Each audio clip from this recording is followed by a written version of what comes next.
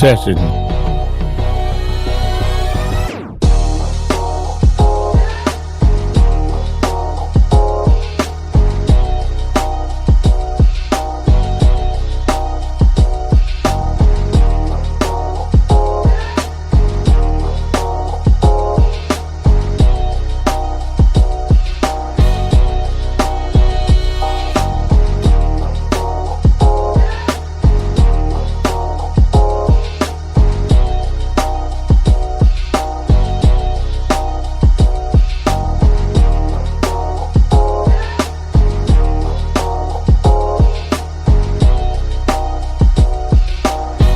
Once again, welcome to Catalano TV and Joey C's s- episode number 3, where we're just kind of getting familiar and getting you guys into the logistics of how, from beginning to end, um, in the process to get a storage unit.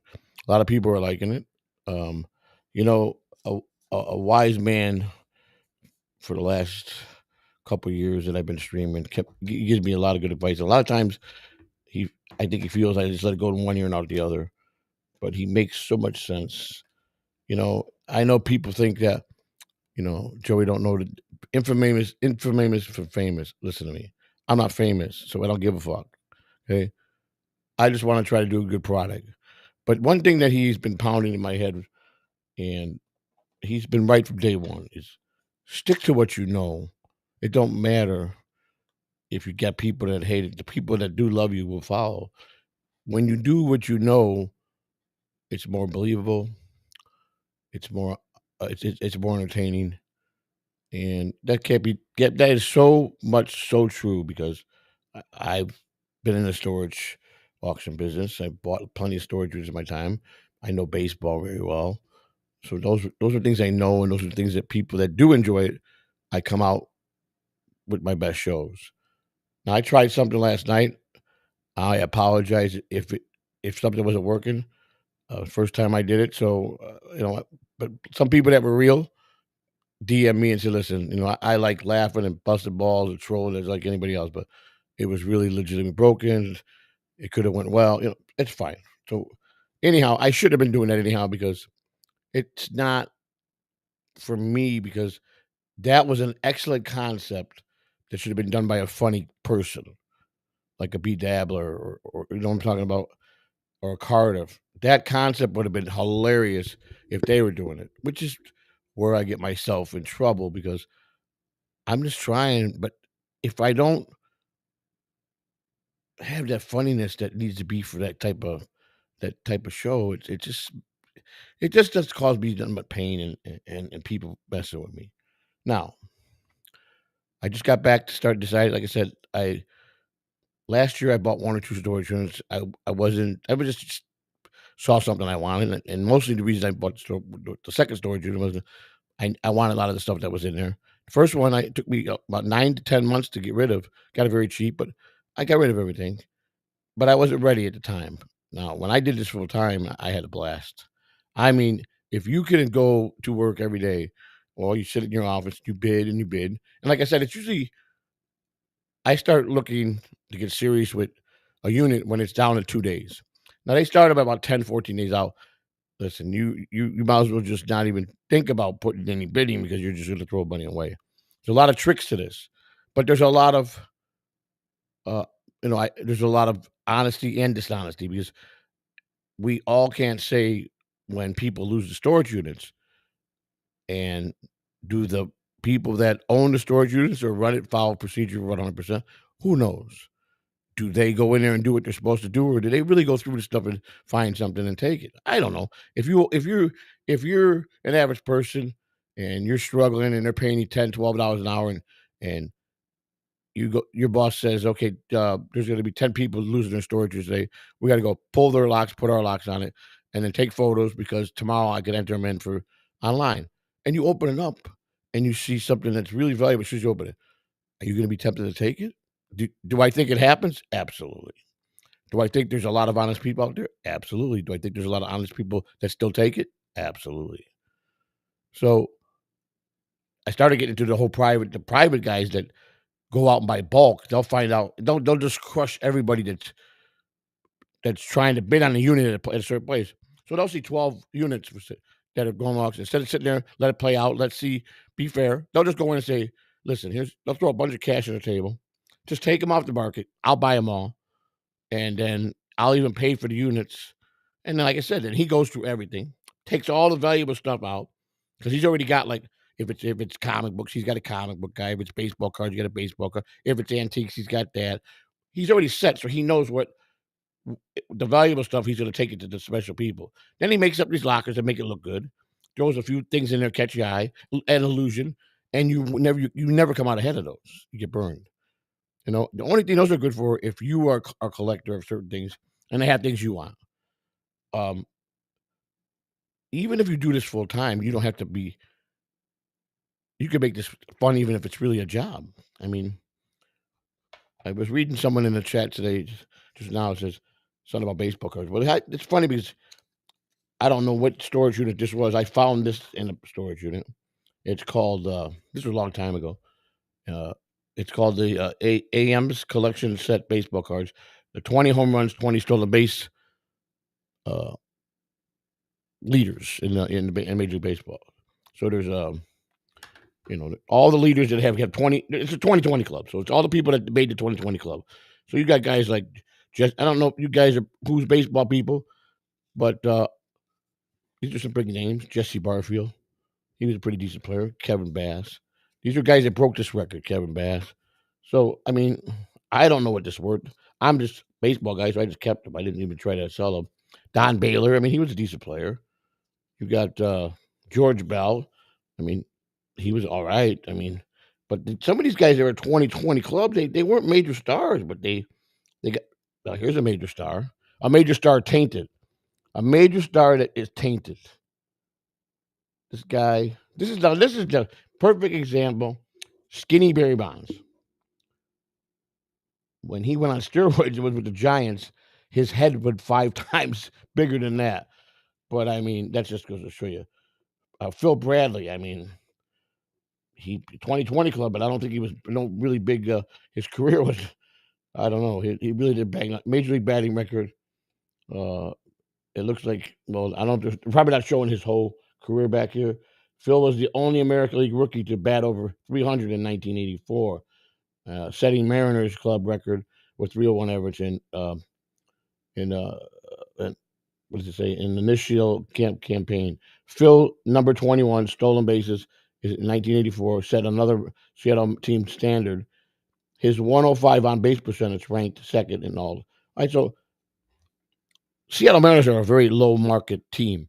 They're not a big market team, so there's a lot of good guys that came out of the Seattle team, believe it or not. A lot of big names, but they never stuck around because there was not going to be no money for them. Alex Rodriguez was originally a Seattle Mariner. He knew he would never get the money that he would have got from the Rangers or the Yankees. But I'm looking at some of these cards. I haven't looked at them in a while, and it's got Ellis Burke. Ellis Burke was okay, but I don't think he made the 2020 club, so that's why he's in this set. Here's a guy that was a star who became the most hated guy in baseball. But in reality, he's the guy that wound up saving baseball. He wrote a book that exposed everybody. He became a major ratted at all his friends, didn't care. He loved the game so much that he felt if he didn't do this, the game was destined to probably be in big trouble. So what he did was unforgivable. But in the long run, after all these years, it looks like he's the guy that saved the game, gave it back honor, and he saved a lot of things. So you gotta really kind of look at it at half glass full or half glass empty. Is he a hero or is he a rat? I don't know. I think he's both. Now, here was a good player. This was a star in my book. Joe Carter. Hell yeah. Joe Carter could play some baseball, man. Kel Daniels. I mean, he was with the Reds. I believe I think he played under Pete Rose when Pete was a manager, I believe. I'm looking at his years. I believe he did. But, I mean, he was no major star, but 2020 club. Eric Davis.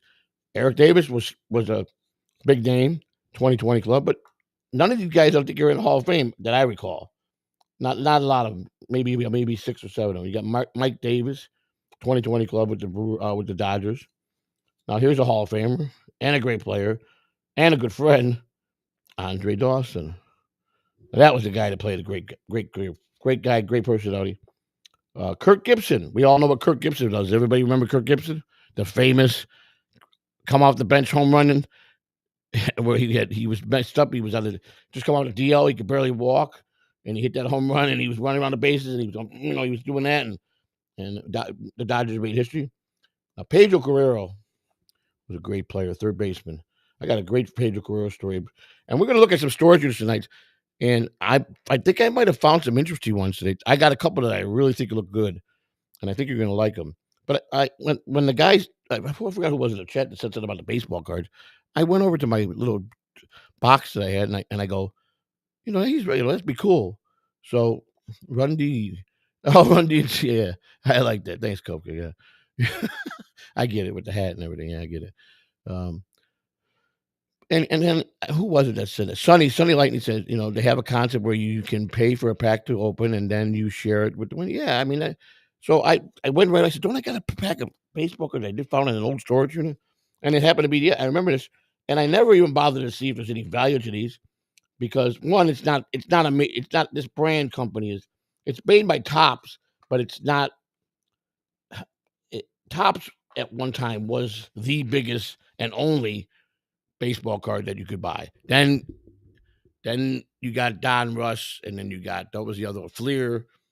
But Tops was the shit. You could have let's say if you had a major Hall of Fame. I'm gonna use Pete Rose because that's my guy. But Pete Rose top card, 1962 rookie card, and then of course Fleer and those other companies came out way later. But let's say they went ahead, they replicated all of Pete's cards.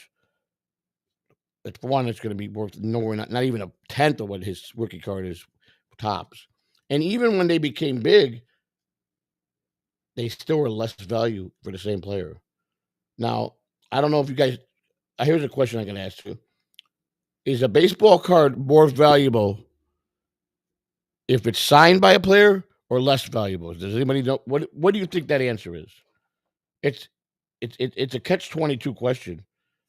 So, if anybody knows anything about baseball, do you think getting an autograph signed by on a baseball card is going to make it more valuable for you to sell for a collector, or is it going to be less? That's a good question, actually. And believe it or not, there's a lot of players that wouldn't sign cards because of the fact that who they were made their card very valuable. And then all of a sudden, baseball changed so dramatically, and Major League Baseball stepped in and they took over everything in the memorabilia business. I mean, everything was licensed under them, and of course they saw the money. But the greatest joy I think that I saw, at least the era that I worked with some of the greatest players, is when the union that was built by Donna Fear. Now, I've always been big on unions. I believe in them. I think they work. I come from a city that unions were very big, and nothing was more powerful than the Major League Baseball union that was built by Donna Fear. This man built an airtight, unbelievable. And when he saw how much money the owners were cheating the players out of just in TV right revenue, and when you're in the clubhouse, you see a lot of you might not be directly supposed to be looking at it, but things might fall on your boss desk. Your bosses they look at they just because certain people in certain departments would get privileged information. And my boss was a pretty good guy, and he knew that how much I loved the game. So he got these reports sometimes that would show things, and it's like, wow, you know, stuff that they don't want out there, and which is understandable. But baseball on that strike year, 81 was one strike I remember. I think it was a 93. Was it a 93 strike or 90? 81 was they came back before the end of the season because the Dodgers, I think, went to the World Series in 81. It ended. The strike started, I think, in July, and it ended like end of August. It was only like about 30 or 40 days. But the big strike where they didn't have a World Series, Major League Baseball was done. People had enough. These players were making so much money. But the players, you can't blame the players. When they flipped the script and they figured out that they wanted TV right money and they wanted memorabilia right money, And Major League and the owners didn't wanna give it up. They said, "No, no, no, no, no." They struck. That's why that was that year. That was that year that canceled the World Series was over. They wanted their revenue share, and the players got that, and that's when salaries were able to skyrocket to places that I mean, you guys know, even if you're not a baseball fan, you see guys that've got 30, 40, $50 million a year. That's ridiculous for anybody to be paid that. That's unheard of. But these teams pay it. And that goes to show you how for years, how many owners were stealing the TV rights. When they found out how much money they were making, the owners always never let the players see certain things. And there was a funny story about there's this guy named his name is Mike Aviles. He was a real nice little Spanish guy from Puerto Rico. Now he was a utility infielder as a player. He played for the Phillies. He wasn't a starter, but he was a great guy to come in. A fillers, he was a fast little guy, so he sometimes pinch run. He'd fill in the late innings, and he was just excited to be in the big leagues. And I think he was making $12,000. He told me in '77. And the Phillies really was impressed because he kept his mouth shut. He did whatever he was told. He knew his place. He knew he was never going to be a starter, but he was a great utility guy. So they called him up. He said right before the season ended, they said that we want your contract's up, and and this is what they did. See, they knew they could get guys like him because he was loyal for nothing. So instead of him going through the union and doing it the right way, where he probably got a lot more money, the owner goes, "Listen, you're making 12.5 this year. I'm gonna give you $45,000 next year." And he signed right there. And that's how they would the owners were brutal. They tricked a lot of people. And it just wasn't fair. But when they start getting hip to the wise of what these owners were doing, it turned ugly. And now the players control everything. Baseball, you know, Major League Baseball, they might be the chief in command, but those high dollar players, they dictate who works at a clubhouse, who gets fired if they don't like somebody. There's a lot of things they do that they never had power. Which for a guy with me who's behind the scenes and I'm doing all the daily preps to make sure that they have everything they need for their game. We're doing the grind. We're the guys that put everything together for them to have, so they don't have a want or need or have to ask for anything. And it just got bad, man. I love the game so much, but I thought the worst thing anybody could do was give the players control of the locker room in that way. Once you did that, forget it. And I heard from friends that are still working, time to time I talked to them, he said it's brutal. These players got no respect. There was it was codes, there was rules. Nobody was a hard ass. Nobody got rude with you. You they were made. You respected them. You did what they needed. But some of those guys come up from the minor leagues and they got big heads and they fucking think they're gonna be there and be a superstar and then they get or a pitcher comes up. He's slated to be a big pitcher someday. Comes up, they bring him up too early. Perfect example, Mario Ramos. He came over from the Oakland A's. When Grady came over, he brought 5 players to the Rangers for 1 player. I believe it was the player was that first baseman kid, that young kid. I can't think of his name. And he went over to the Oakland A's and they got 5 players. Ramos was one of the throw-in deals. He was a lefty pitcher, and Buck brought him up. He needed a lefty pitcher to pitch it. I think it was a Tuesday or Wednesday. We were in Oklahoma at home, and the Rangers were home, which is 4 hours away from Oklahoma City to Arlington, about 4 hours. So Buck called in the morning to our manager, and he says, "I need a lefty. Can Ramos pitch tonight?" He said, "I mean, he's not ready for the big leagues, but if we just need him for filling, I mean, he should be okay. But you want my recommendation? It might mess his head up if he gets shelled." And Buck says, I'm not worried about that. If he takes a dive early, I'll just get him out of there. And we'll handle it."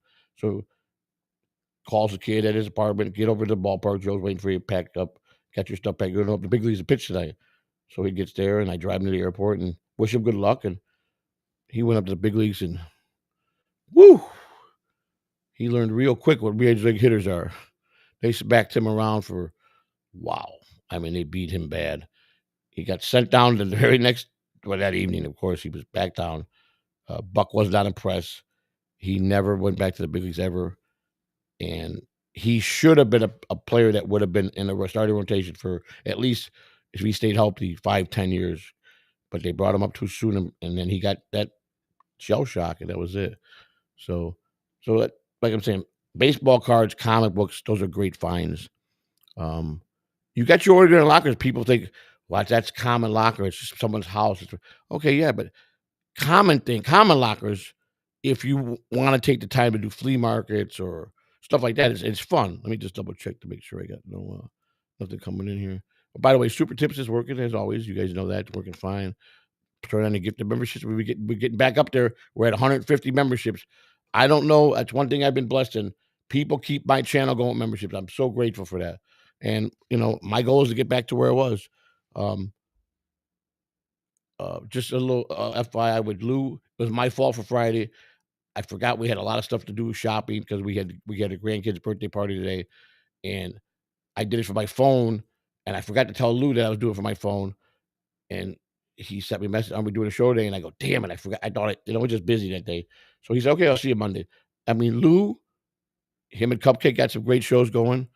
If you guys actually go to Cupcake's channel, him and Lou do some great shows. They both know what they're talking about with the subjects they're doing, and it's great. So and Lou's doing Jib a couple of days a week. I think they get along pretty good, and I haven't really watched too much of what he's been doing with Grindle, but I think it's been pretty cool. I think I caught some of it. I enjoyed going on Cupcake's channel for the first time in a long time because Cupcake and I did a lot of streaming together in the beginning, and we all had fun, and so I had fun that day. It was a good stream. I was glad they invited me, and so I mean, as far as I can tell you, you know, Lou and I are going to do our streams. He's still, he's gonna be doing whatever he does. I think he does 3 with Cupcake. He's gonna be doing 3 with me, and that's Lou's choice. Hopefully, he don't burn himself out. I told him either way. I told him how I feel that we lost some of the magic, but that could just be me. Maybe just because we're just getting back and lose focusing on so much other things that we just haven't put it together yet. But I mean, I don't think anybody else has got a problem if he's got the drive to do all these shows. Like I said, he's my partner as far as I'm concerned. He's now working steady with Cupcake. Cupcake and him have always got pretty close as friends, and he wasn't lying when he said that long months ago when Lou and I were doing shows that Cupcake had some ideas because he knew Lou and him had a lot of interest. I got no problem with that no more. I got no problem with Cupcake because you sit down and you think about it and you go, you let this guy in your house several times. You, you've hung out with him. I mean, you gotta love the guy, man, somewhere, and I'm like, so I'm like, when do I draw the line, man? I mean, I can't keep saying I hate the guy, man. When I don't, I get pissed at him a lot. He knows that. But see, he's right about one thing. Nobody in this Dabbleverse, no one, he's the only one to get this credit, can pull my strings to put me to where he wants to put me.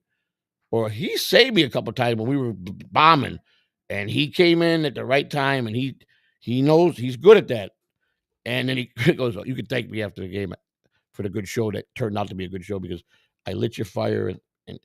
And yeah, I take things personally, but like I said, I've been doing a lot of soul searching, and for what? All I've done is at the end of the day, I'm raving like a raving lunatic.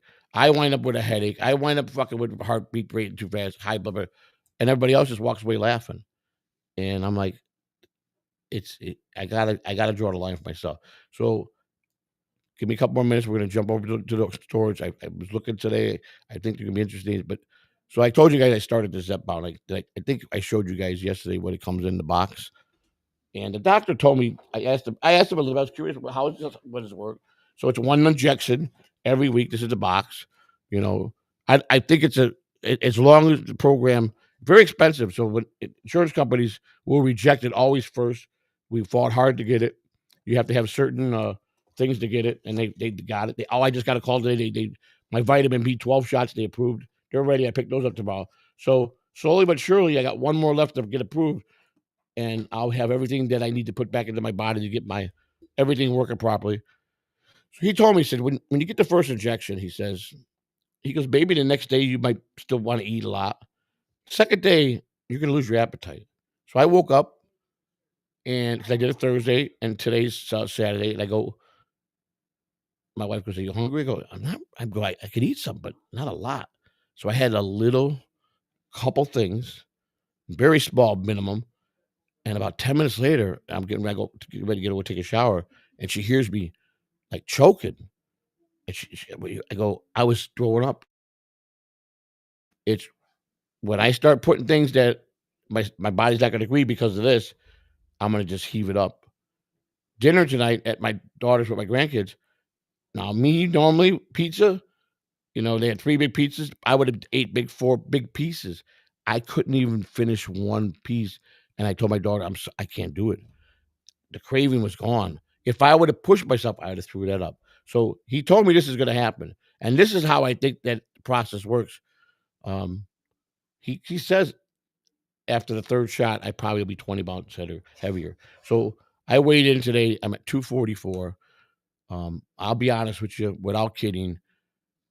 Most of my life until I got really heavy, I was a very skinny in my 20s. I was 34 waist, 32 waist, and I went to a consistent 38 for a lot of years.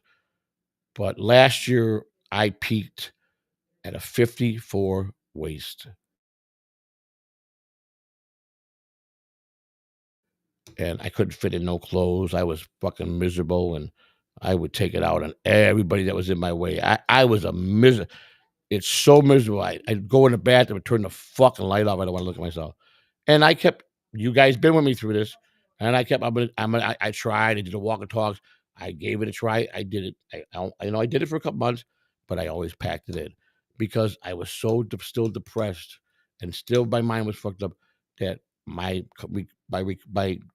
coop was to eat just binge. I binge on food, and I'm talking late night, and I would just eat candy bars and drink sodas or go into the refrigerator and put a whole pack of hot dogs in the and I'm just like I kept and then next thing you know, you get heart problems. So I've really been since I sought out to get the new doctor, I said to myself, of course everybody said there's no way he's never gonna do it, don't do nothing, he's lying. And I said to myself, it don't matter. They're right. I fucking say this and say that, but I still fail to do it. Why? And the truth is because I'm just mentally fucked up, man. It's just a fact. And so I left. My intentions were to stay going.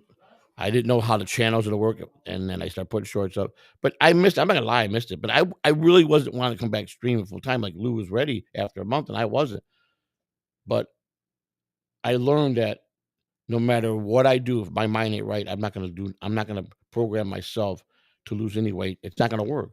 So I try to make my mind better. I feel that I'm better in my mind. And then I found a new doctor who's wonderful. I've had some doctors, HMO can produce some shitty doctors. But I went Aetna Group and they pay for everything. I got everything. I got part A, B, C, D, all the way down the line. Um, and this guy is fucking outstanding. And he says, listen, got to know each other the first day. I brought over what charts I had. He called over to the other doctor. They faxed over. He looked. He goes, well, you got some serious problems here, but I'm not going to sit here and go off of what they say because I have to get my own facts. So first thing we do, we get you to take the blood work. That's what we got to do. And we went, and I made a portal, so I saw my results immediately that night. Part of it came in that night, and the next day the rest of them were finished. And I mean, to the best of my knowledge, I'm reading, without with the common tech now, what they're saying. But Christina, she's lot more educated, so she's telling me, "Oh, this is good, and this is high, this is low, this is bad." And so she goes, "But don't worry, we'll go to the doctor tomorrow." And I went, and he looked at everything. He goes one by one. He took his time, and he goes, "Well, you got a great prostate." Because I was worried about that because I had that major surgery in 2017 where they removed 15 inches of my colon due to a very severe case of diverticulitis that I had for many years at a young age. So, and there was polyps, so they had to cut that out because they could have took cancers. So I was worried about that. Look, as of right now, I got no cancer in my prostate. My red blood cells were good. My white blood count was good. He said, kidneys outstanding, liver outstanding. And I'm like, are you serious? He goes, I'm telling you, very good. Now, of course, alcohol tears your liver up. Drugs tear every organ up. And I'm like, man, oh man. So did I just do the damage to one thing in my body mostly? Besides, break, gaining the weight and deteriorating my muscles. I did it to my brain. Obviously, all the carpet drugs I did fucked my brain up, man. I ate a lot of brain cells. But good news is you can restore them. You can with a lot of therapy and a lot of staying off drugs and vitamins. And so he goes, let's get to the bad part. He goes, your vitamin B12 is very low. So I want to put you get shots. And they denied it. They go, it's a vitamin. We don't pay for that. Okay, you can pay for the shot. It's $10 to $15 a shot. So I said, okay, if it's only 10, $50, I'll pay for it. If I need it, I'm going to pay for it. They said, you're absolutely not getting Zepbound. I said, absolutely not. They go, yes, you're denied. Okay, why? I in the report, he declared me, I'm 5'8". Now, you guys are pretty smart, a lot of you guys. 5'8". I should be at one. If you look it up, I believe. Let's look what. Let me, matter of fact, let's do this together. Okay, let me see how I do this. I gotta learn how to text to speech better, but I'm pretty good with the computer, but not all the way. But what is the normal weight a man should be being 5'8"? Let's see. We'll ask that first. All right. So here's what it says. Okay. All right. Well, actually, it's a little lower than I thought. For a man who's 5'8" normal weight based on BMI body mass index, mine's very high right now, generally falls between 125, 164. If I was 125 to 164, I would be looking like a crackhead. And there's no way I'm going to go that low. There's no way I want to be that low. My doctor says he feels it's more normal for my body is to be around 175. But according to this, a slightly wider range of 125 to 150 pounds is also considered moderate weight. However, it's important to remember that these are general guidelines, and the best weight for you depends on individual factors such as muscle mass, body frame size, overall health. That's all true. My doctor seems to think. Now, here's a chart. This is an actual chart from Banner Health, and it's an actual chart. And their chart says 5'8". Their recommendation for a male, 139 to 169. So my doctor wasn't far off. He says he thinks 175 is the ideal weight. Their chart is 139 to 160. So he's in the ballpark. I don't want to be 169. I don't know. I want to be one. I'll be okay at 185. So now that's a pretty good chart. It's from a health place. So now my question is if a 5'8" what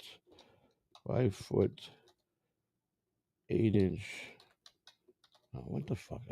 This fucking computer does this all the time. I hit a button and it goes to fucking something else. All right, if a 5'8"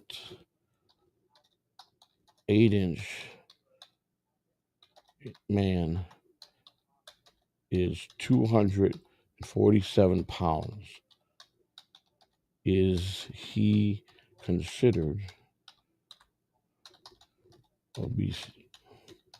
And I'm probably going to say, okay, let's see. I click on it and it says, yes, a man 5'8" weighing 240 is considered obese. A body mass index of 30 or higher. I'm a 38 right now, my body mass, 38. Now, here's the sad part.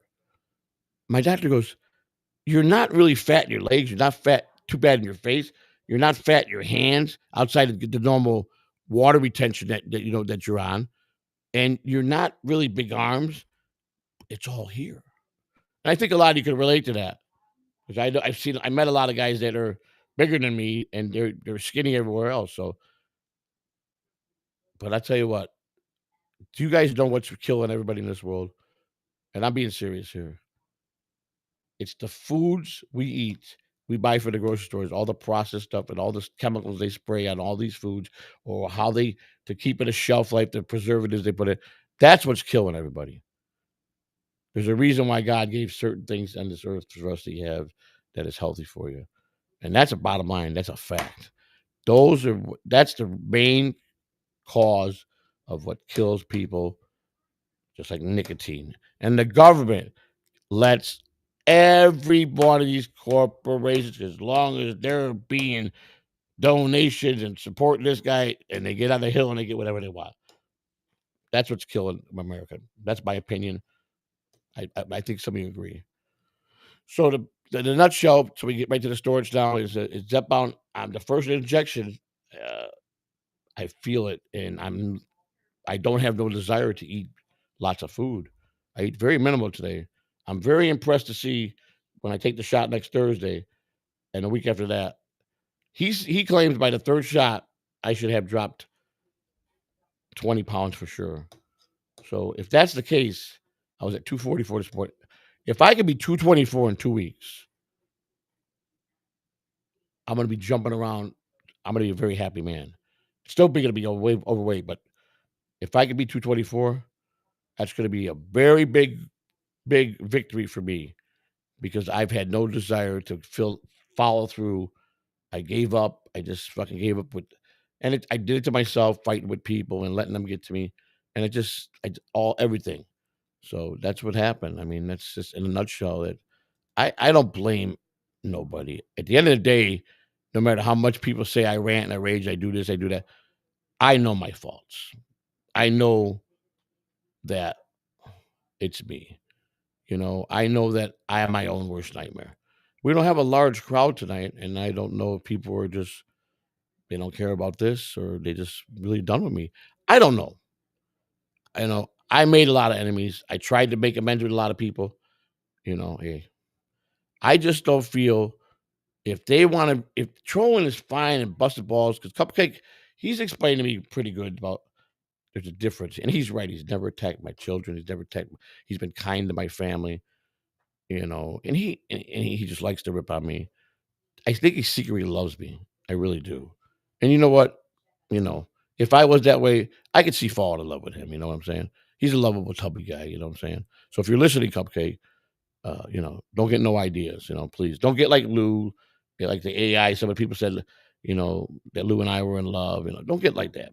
I'm just saying, in another world, another lifetime, pal. Who knows? No, I'm just kidding. But my whole point is I do know how to say that I'm wrong, and I did say some pretty horrendous things to Cupcake that were malicious, and I'm glad that he had me on, and he was very complimental to me, saying the nice things, and I've listen. I made friends with him. I thought a couple of years ago when I thought, he was coming on the show. He had carte blanche with us, but I'm just hopefully that we can still go in that direction, and he's welcome if he's in town, and he's one of the guys that I trust. He knows the rules. He knows he better take his fucking shoes off when he comes to the door. That's all I'm telling you. He's got to deal with that on his own if he don't. Now I got a much bigger place, so he came to the first place, and two fat guys didn't make it too well in that little living room. But we got a nice, decent sized place now, so we get a little bit more room in here. So Lou and I will be doing something Monday. I think Cupcake and Lou do something Sunday, I believe. Don't they tomorrow? Is it tomorrow, Belly Brothers? I believe. Yeah. So all right, let's get to the let's see, Super Chips. No, okay. Well, it's a very quiet night tonight. I don't know what's going on. Or did I go off? Did I lose the I don't know what the fuck happened here. I lost everybody. Don't look like nobody's paying attention. Wow. I've never had a crowd this low in a long time. Long time. Long time.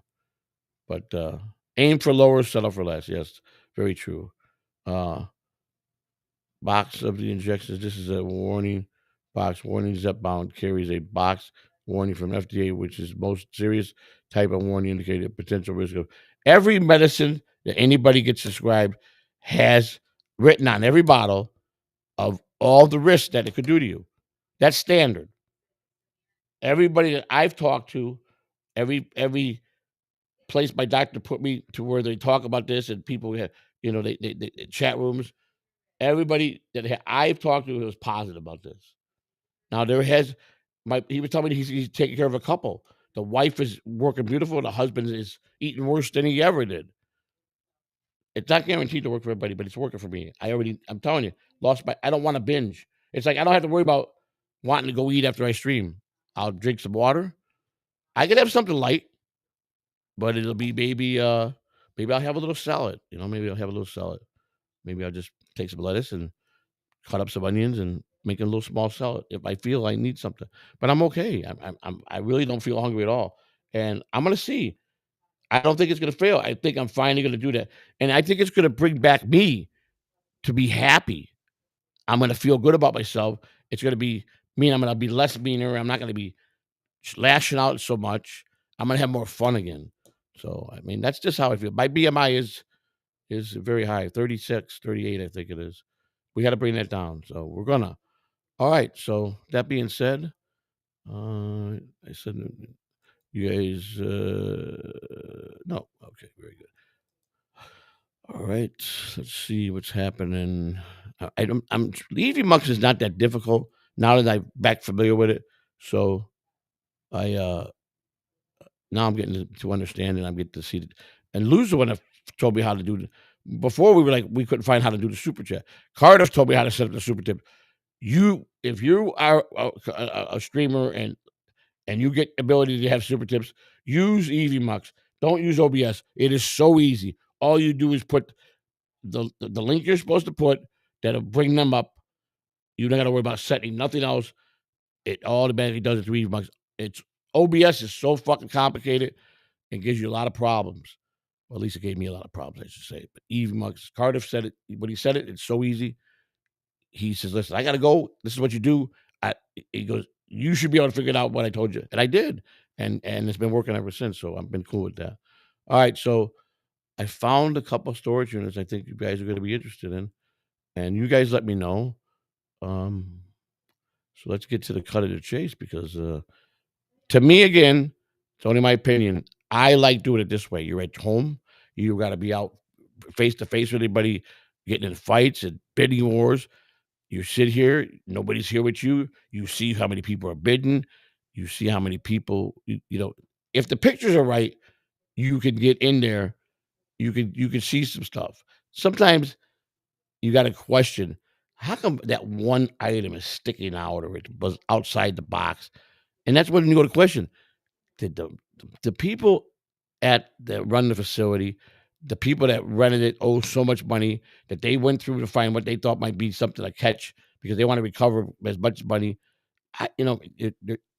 Listen, it's all hearsay. I don't see them doing it. I can't prove it. But come on, I believe it does happen in some places.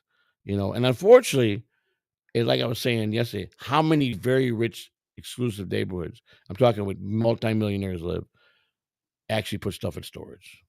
Unless it's a collectible car, but they usually got big garages for that, and they own property for that. So you wind up going into middle class to poor neighborhoods, and there's a lot of shit stuff. But I'm gonna tell you, I'm gonna show you tonight a couple shit lockers, but that are shit lockers. These are like yesterday I showed you shit lockers that were no good. I'm gonna show you some shit lockers tonight that are gonna be fun. And so let's get over to that. And where's my storage treasures? So we got it here. Am I in the right place? Storage auction. Make sure I got the right one. No, it's not that one. It is right here. Here we go. Share it. Bring it up to the screen. Hang on. Bear with me, please. All right. So here we are. Let's bring it up. All right. Let's put that there. No, we want to put reverse there. There we go. All right. So now I'll make this. Oh, let me see. I have to do this. If I do this. All right. So now I put 34601. Now this is going north on Florida, 41 and 50, Highway 50, which is Brooksville. This is actually the zip code where our house was of where we lived, or when me and Christina were hurt. This is where we lived. This is Brooksville area. And I put 100 miles out. I don't usually do that. I'll travel 100 miles if it's worth it. I have traveled. I won't go too much farther than that. People say be surprised if you really want to find some good stuff. Sometimes you go cross over, go to Georgia, or I mean, you get You don't have to put no zip code in here, and you could just look at other states what there are, and you could bid on anything as long as if you win, as long as you take care of it and get it picked up. You know, a lot of people have you. Have you ever seen just a car inside? Believe it or not, I bought a. It's very messy. There was an old Ford Explorer, I believe it was Ford Explorer, one of the big body ones that ran outstanding, but it was a little rough for the body. It had a tow hitch. It was good for pulling a trailer, but it ran like a beast. It had a V. But when I won it, I got it cheap, like $50. I bought it in Orlando. I go to the front office and they give me this. It's as is, right? Well, of course. Where's the title? Or there's no title. Well, they are supposed to put in the description, this vehicle is not for sale for driving, it's for parts. So because they knew they don't have they didn't do that. So I had a little legal issue with them. I'm saying, wait a second. I was under the impression you had a title when this car was run. And she went back. She for sure thought that it was labeled right. And when she saw that, she goes, Excuse me, sir." She went in the back. She made some phone call, I'm assuming corporate. And I'm assuming they told her what to say to me to brush me off for a day or 2. I went to DMV the next day and I argued and I argued and argued. And I said, well, they said, "You don't own the car because the title's in someone else's name." I am aware of that, but here's a paper from a storage unit of the person that did own that car who lost the storage unit, and I own the storage unit, which means I own the car. No, they go, no. So I had to track down the owner of the car and says, "You lost the storage unit, and would you please sign off on the title?" Because he had the title. He said, "Absolutely not." How about I just come get my car back?"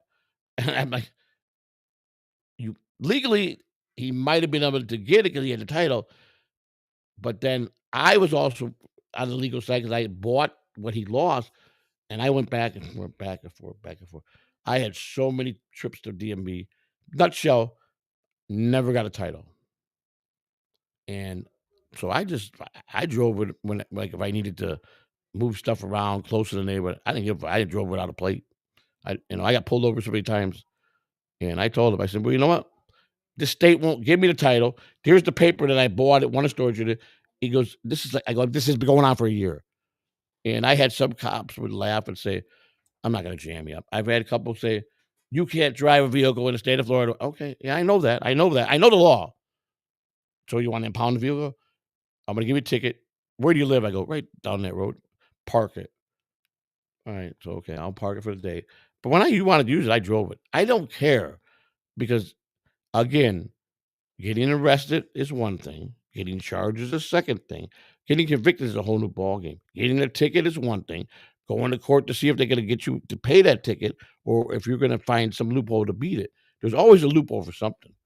And let me tell you something. Everybody does it. They'll try to find the scummiest move to get out of anything. Why wouldn't you? You didn't speed, right? That's the first thing you say. I was not speeding. His radar's wrong. And you know you were fucking driving a Maserati and you're speeding.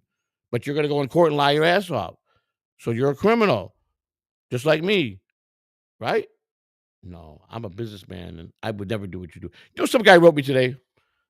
This guy on Twitter, this is how he's comparing him to me.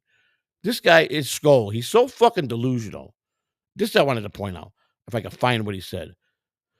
If I don't find it, I think I remember. He says, "I may be a piece of shit. I might even be a real fucking dirtbag, but I would never fucking cheat the government and fucking do it." Let me tell you something, pal. Let me tell you, if you just admitted that you could be a scumbag and you could be the worst of the worst, so that tells me by saying that comment, you probably have done some shit. So don't tell me like anybody else. I'm not saying everybody's like this, but I'm gonna tell you something. In the reality of life, if someone thinks when the government's just giving money away, like they've done on many mistakes on FEMA stuff, where you sign up. The very first time some of these hurricanes, you go down, you sign a piece of paper. They weren't even asking for IDs. Fill out the form, and they were giving out fucking $1,000 fucking Visa cards to everybody that was in line. The government, the president said, "This is how dumb FEMA is." So, what idiot's not going to go take a chance? Unless you are fucking the fucking most honest, law abiding. Don't give me the bullshit. Compare me. First of all, I didn't scam FEMA. You understand? First of all, I wasn't the one charged with the FEMA fraud. I knew about it. I was not happy about it. I spent the money, which makes me as guilty, just as guilty. You understand? But as far as the actual fucking scam, I did nothing to that fucking scam because I knew it was dumb and I knew she was fucking gonna get caught. She didn't want to listen. So I get tired of and she said that 100 times. She got caught, she did her time, and you people keep fucking throwing at me. When are you gonna get over it? Fuck FEMA. That's what I say. They steal more than the fucking what they give away. And if you don't believe that, you're a fucking bigger idiot than I thought. Are you telling me that fucking data? Let me tell you something. The government's so corrupt, they steal so much from you people every day. And you just, that's okay though. They can do that. But I fucking, I'm involved in something which I fucking pay back every fucking month. Trust me. I do everything right, but you're a better person than me. Fuck you, Skull. This is my answer to you. Fuck you. I don't gotta reevaluate nothing. I ain't gotta think before I speak. You are a fucking idiot to make a statement like that. All right? You're no better than me. You put your pants leg on the same way I fucking do. You shit the same way I do. You bleed the same way I do. Shut the fuck up. You are about that.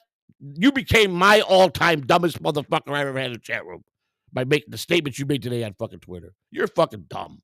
Dumb as a box of fucking rocks, man. If you're comparing, you know what? And personally, I said it was a scummy move. I felt bad after it was explained to me. But you know what? But then after I found out FEMA was stealing the fucking money themselves, the employees were robbing and filling out false stuff. Why should I give a fuck when they're doing it? They're sitting there feeling, oh, we're gonna help you. But them motherfuckers are fucking calm as deal. So I should feel sorry? It's a fucked up world, pal. Let me tell you something. You could bust your ass and be the best person in this world and get shit on every day by the government. Let me tell you something. Fuck the government. Because if the government does not run at all right, it's all corrupt. And if you think because you're a troll and you just want to see me fucking go off on you and you're right now sitting there jerking your little fucking cock off, I hope you are, okay? But don't ever, ever think you're fucking better than me. You're just as worse scumbag as anybody else on this fucking Dabbleverse. You remember that. You remember that. Remember what I said? Until you could be a man, anybody can show who they really are. I have respect for everybody that podcast that shows who they are. They might not tell you your real name, but they show who you are. Now, some people can't do it. Cardiff is an act, so it would destroy his whole act if he showed himself. That I get. Kai Boccaccio, he's a very serious, owns this very serious business that deals with high-end people that he don't want to expose himself because he don't want to hurt his clients. That's respectful. But a guy like Skull and guys like that who sit in these fucking chat rooms day and fucking night and think they control everything and make stupid statements like that, fuck you, buddy. Fuck you. I'll tell you that to your face. You know I will. And that's the problem. You need to start realizing that. I don't give a fuck. But when you make jackass statements like that and say you're fucking better than me, you ain't fucking better than me. You're not.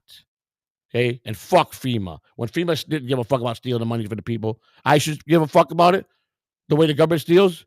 Sorry. I took a shot like any other motherfucker would. Got caught, and I paid the price. And I'll do it again if I fucking had to. I'll be honest with you. Because they're crooks and they fucking fuck everybody every day. Let them be honest, and I'll be 100% honest. Don't preach to me about fucking politics or these corrupt politicians or the fucking corrupt senators, all these old cocksuckers that shouldn't even be in there or been there for years stealing money. Don't fucking tell me about politics and that you're some straight up dude. Because you're not. You troll so hard, you give yourself away that you're a fucking piece of shit. And you've got a criminal record, and you've done just as bad as me, if not worse. You give it away. One thing about trolls, they're consistently how they're going to give themselves up. And I'll tell you what, and I'm not going to, you know what, and I'm not a doxer. You got, I'm going to rephrase something that I said to myself, I'm a doxer. No, I made a bad mistake because I get hyped up and I say things that hurt me. Because I don't think before I speak. But where's my phone? Hang on, guys. I gotta get my phone. Hang on. Where the fuck's my phone at? Oh, there it is. But I'm very forgetful. So I got a word that I wrote down. I put on my phone. So, and I'm gonna clear this up right now because, and I don't want to hear it's still a piece of shit move. It is 100%. And two rights don't make a motherfucker wrong. You're right about that too. But let me tell you something. So what I meant to say the other day, and I put it in my, I got so much shit in my phone. Let me just find it. All right, let me see. I gotta find it. I think I was talking to my brother, and he said it to me, and I just got to make sure I saved it, and then you'll understand what I'm saying. Um, 'Cause my brother, you know, yeah, okay. I think this is it. Yeah. Let me see if this. Okay, let's see. Right. Okay. Yeah. Yeah. My brother said you need to rephrase that. You're not a doxer. You're not a piece of shit to just go. You're a counter doxer. That's what I am. He said that's what you are. You're a counter doxer. You only dox people when you've been doxed or hurt badly, maliciously to the people. And that's me. I'm a counter doxer to only people that fucking come at me in the wrong way. So they deserve it, but I deserve it. They don't. And you guys get pissed off.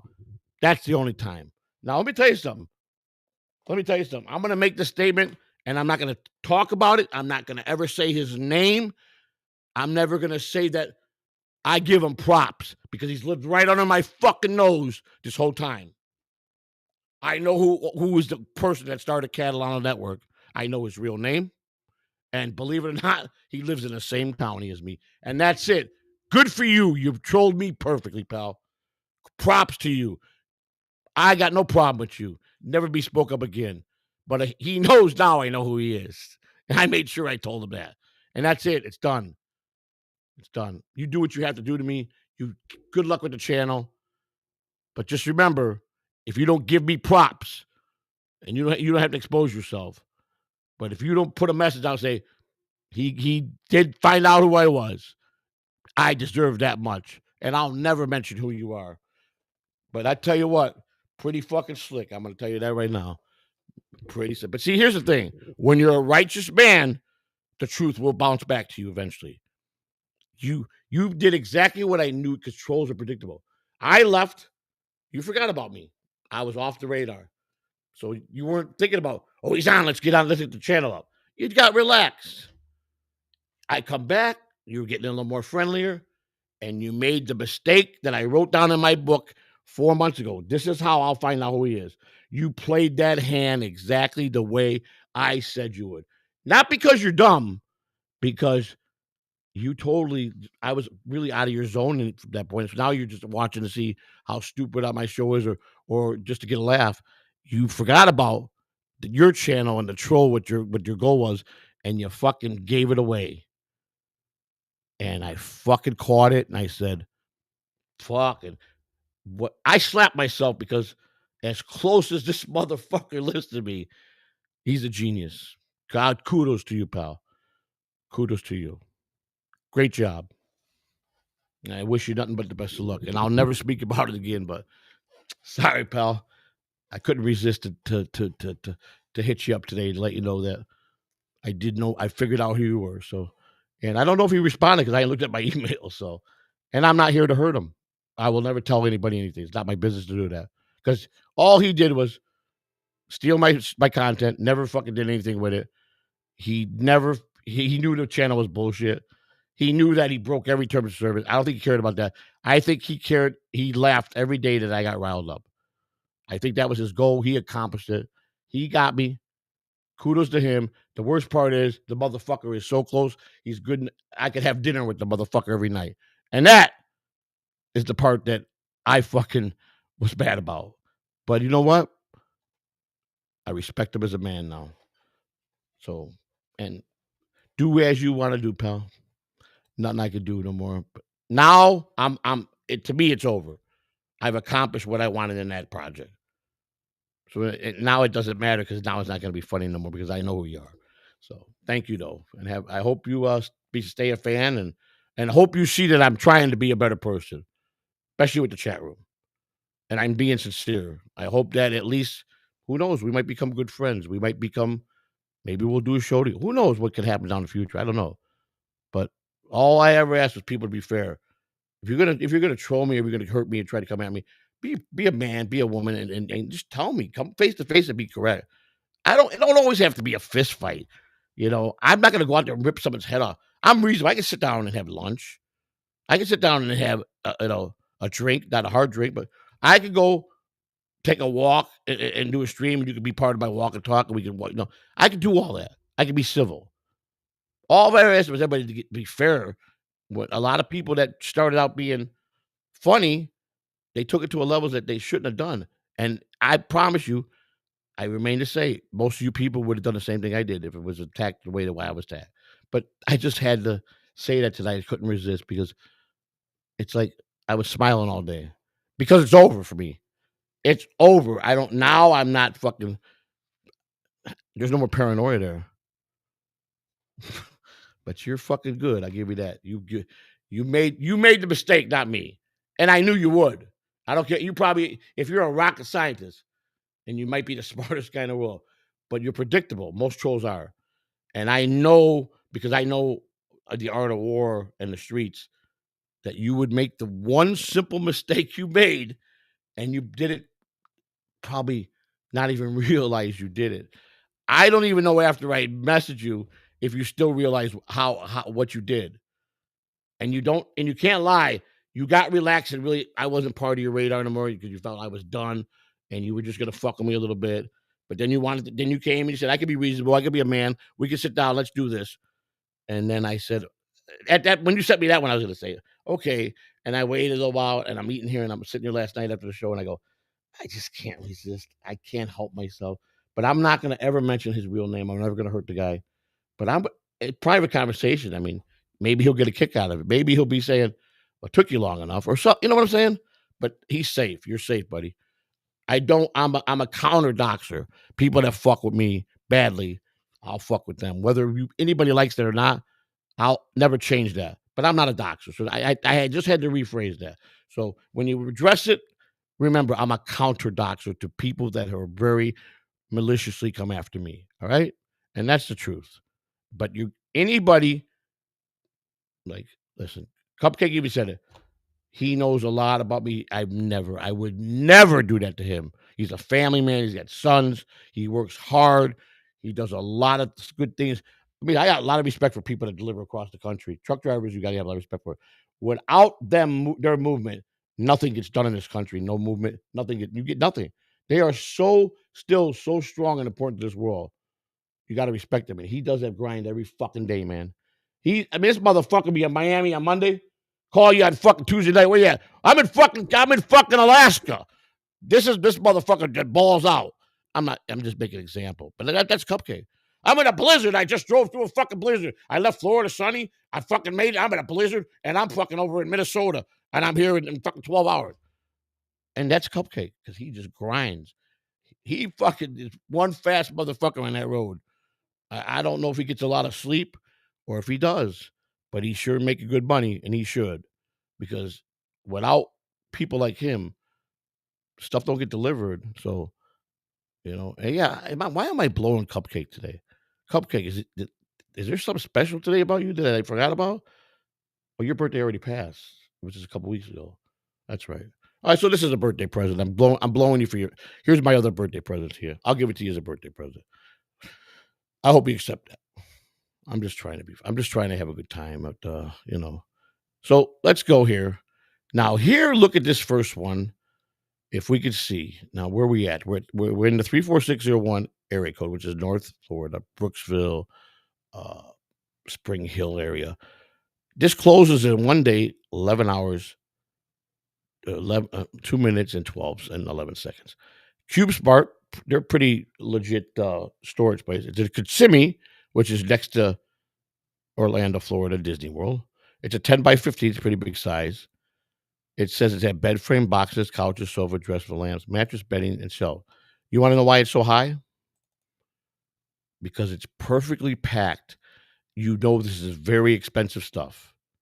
Because the persons or people that put this in the storage unit, they took the time to wrap everything properly, which means this is not cheap stuff. This is either antiques or very expensive pieces of furniture by the way it's fucking wrapped. Now, it looks like it might have been moved from a moving company, a professional moving company, and the people said take this to this storage. Maybe they're moving there. That's what it looks like to me. Or it could just be people are that thorough. By the wrap blankets here that are predominantly are what movers use. I mean, it's just this shit's it's 810 already. It's probably gonna go for 12, 1300. Who in the boxes are there's probably a this is probably a legit there's a lot of money here to be made. If they're gonna piece it off one by one, this unit's gonna make a gold mine. Someone's gonna look at the boxes up there. Everything's, I mean, tight. Everything's this unit's gonna draw a lot of money. If it goes off for 1,200, they'll probably sell it between 4 and 5,000 if they do every piece, everything that's in these boxes. Someone's gonna and if they are in the business and know for the antiques or special furniture, and they got already, once they take possession and they call their antique dealers or their whatever they find the boxes and give them, they're gonna know. Trust me, they know what they're gonna make. If I had the money, this unit, I would go all the way to the door with it. Now I do shop around for baseball card shops that who are very reputable that will buy top end base comic book shop I deal with. I got a guy that deals in Indian art. I'm talking not Hindu Indians. I'm talking Indians, pale face Indians that are tribes that I got these two statues once, and I knew they could be valuable. So I took them to this antique guy that it does Indian stuff. He said that these two Indians were statues. They were usually put over graves of famous people and tribes to protect them. And whoever moved these, death is going to come on because they're sacred in some kind of their religion, and that me having in my house is very bad. And it had something to do with some big tribe that this was a ritual that by the statue it wasn't. It's been a while, so it was some ugly looking Indian statue. That's all I know. And he was a protector, and he gave me a good penny for it. But he said that he didn't buy it. He first of all because he gave it to me because he told me I was in serious trouble. But he thinks he could find to put it back to the burial place it was stolen from. Obviously, it was. And he did because he called me. He goes, "I returned it back to the grave." I don't know what because he's involved with all that shit. I thought he was just bullshitting, but he was playing the ritual. This thing here was bad. A lot of bad was gonna happen. Now I don't know. People say you gotta believe in that shit. I don't believe. I don't know, man. I've seen some fucking strange shit from fucking Spanish old ladies that can do Santeria, and that shit's fucking real. I've seen it be real. Honestly, I have. So hands down, I don't know about when they say, "Oh, that's all bullshit." I don't know about that. All right, we got a nice uh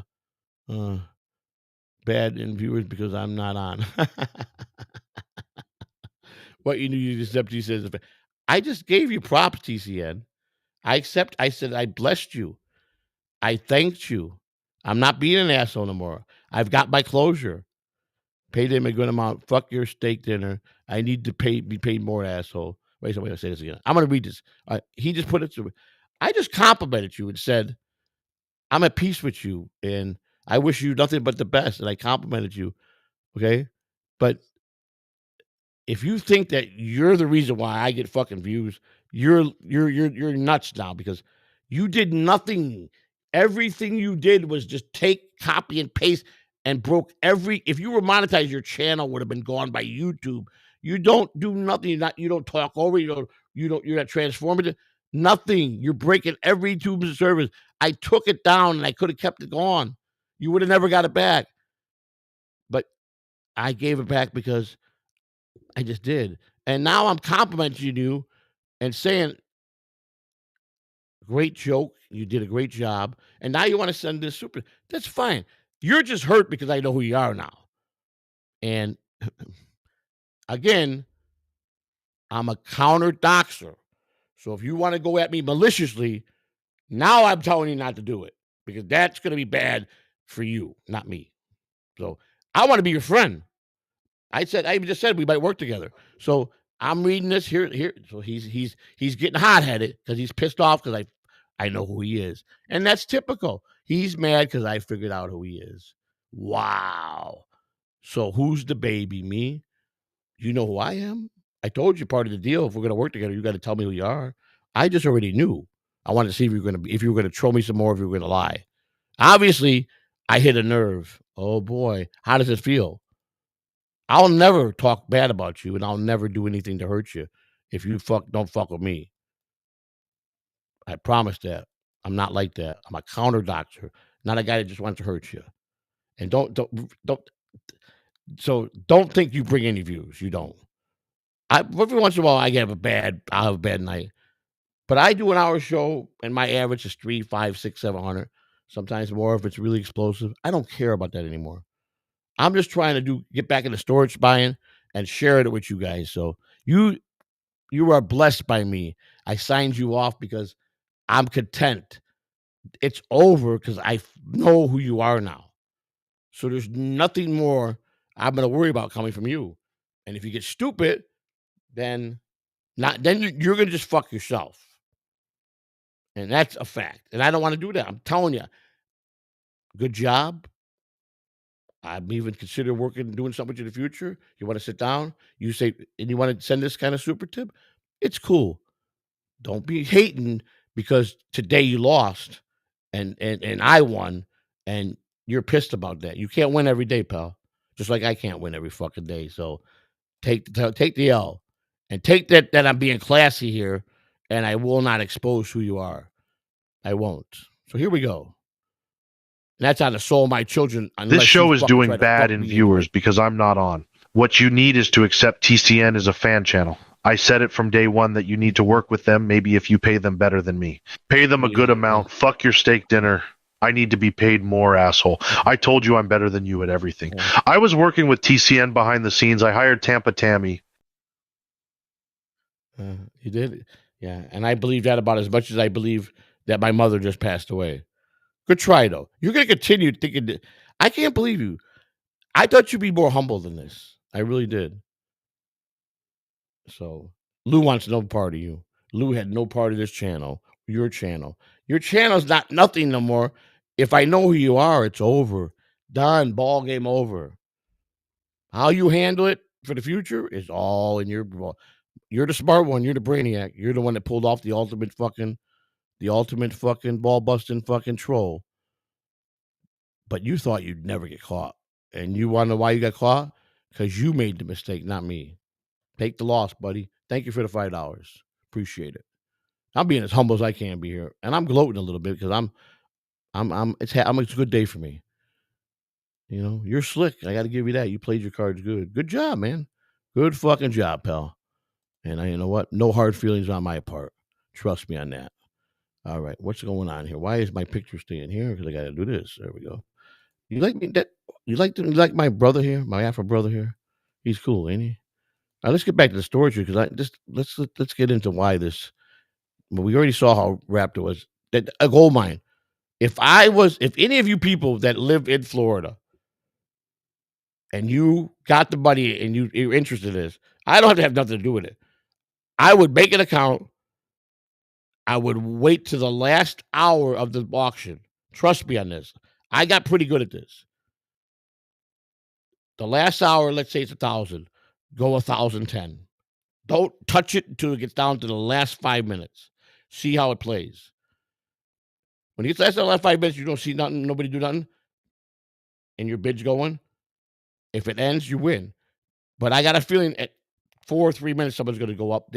In this case, though, the lowest you go is 10-hour increments. They might say, fuck this, I'm going to just bury this guy and put $300. But I'm telling you, that unit's going to make thousands. So it could go either way. Remember, if you are leading the bid and it goes down to zero and no one does anything from 4 minutes down, you win. If someone bids 4 minutes or less, it adds another 4 minutes. It's called a soft. I forgot what the second word is. Well, I'll show you what I mean. And then it adds 4 minutes. And then it goes back and forth. So now you wait now he's in lead. So he's waiting to see if it's going to clock down. And you really want it. So of course you're going to go bid more. Now it adds another 4 minutes. To one of you give up and say, I'm all in. I don't want to put no more. You know, and sometimes you go, all right, I'm going to go another. My max is $50. And then if you would have won 60, you won and you would have quadrupled your money. It's a hit and miss. That unit's going to make money. I promise you. I've got enough experience in buying units to know that's going to make money. It's a very well put together unit, and there's a lot of fucking money in that unit. It's 8:10 right now, with still a day and a half left. So some serious people want that fucking locker, and I don't blame them. Kissimmee's a pretty decent area, and it's probably somebody that moved from another state that had the movers put this here, and they're going to go get it, or they moved somebody here that passed away, and family members might not even know about this locker it existed. That's good. Or it could be somebody that passed away and family members didn't know they put this stuff. It could be multiple things. But this is this is going to go for big money. I promise you it's going to at least 4 times what they pay for it. So this was be a locker. If I was full time in this and making money already, I would go for yes. But if anybody's trying that lives near this and wants in, it's a good investment. If you get it, and what are you going to lose? If you don't get it, you don't lose nothing. But if you get it, I'll help you. You call me. I'll turn you on. I'll do some research for you. I'll tell you whatever area, if you live there, who to call. Who's I know some people that buy antiques that are pay good price, and you know, if you're not some young punk walking on the street and you go to some of these fancy places and you're a businessman and you're well off, you know how to do business anyhow. It's how you present yourself, and they're going to treat you with all the respect. If you walk in there like a fucking idiot, they're going to say, this ain't worth nothing, but I'll give you $20 for it. That happens a lot too. That's why whenever I went to those places, I made sure, I was cool, calm, collective, dressed halfway decent. I'm not going to let them treat me like, they're better than me. And I wouldn't talk a lot. I'd listen. I'd ask a few key questions, and I usually got out pretty good. Maybe I probably got more if I was a little bit more knowledgeable. So that's why I start buying books of antiques. There's all kind of books you could buy about different antiques. They're great investments. It teaches you, because you never know when you find something in that book. It could happen. I'm telling you, anything's possible with storage units.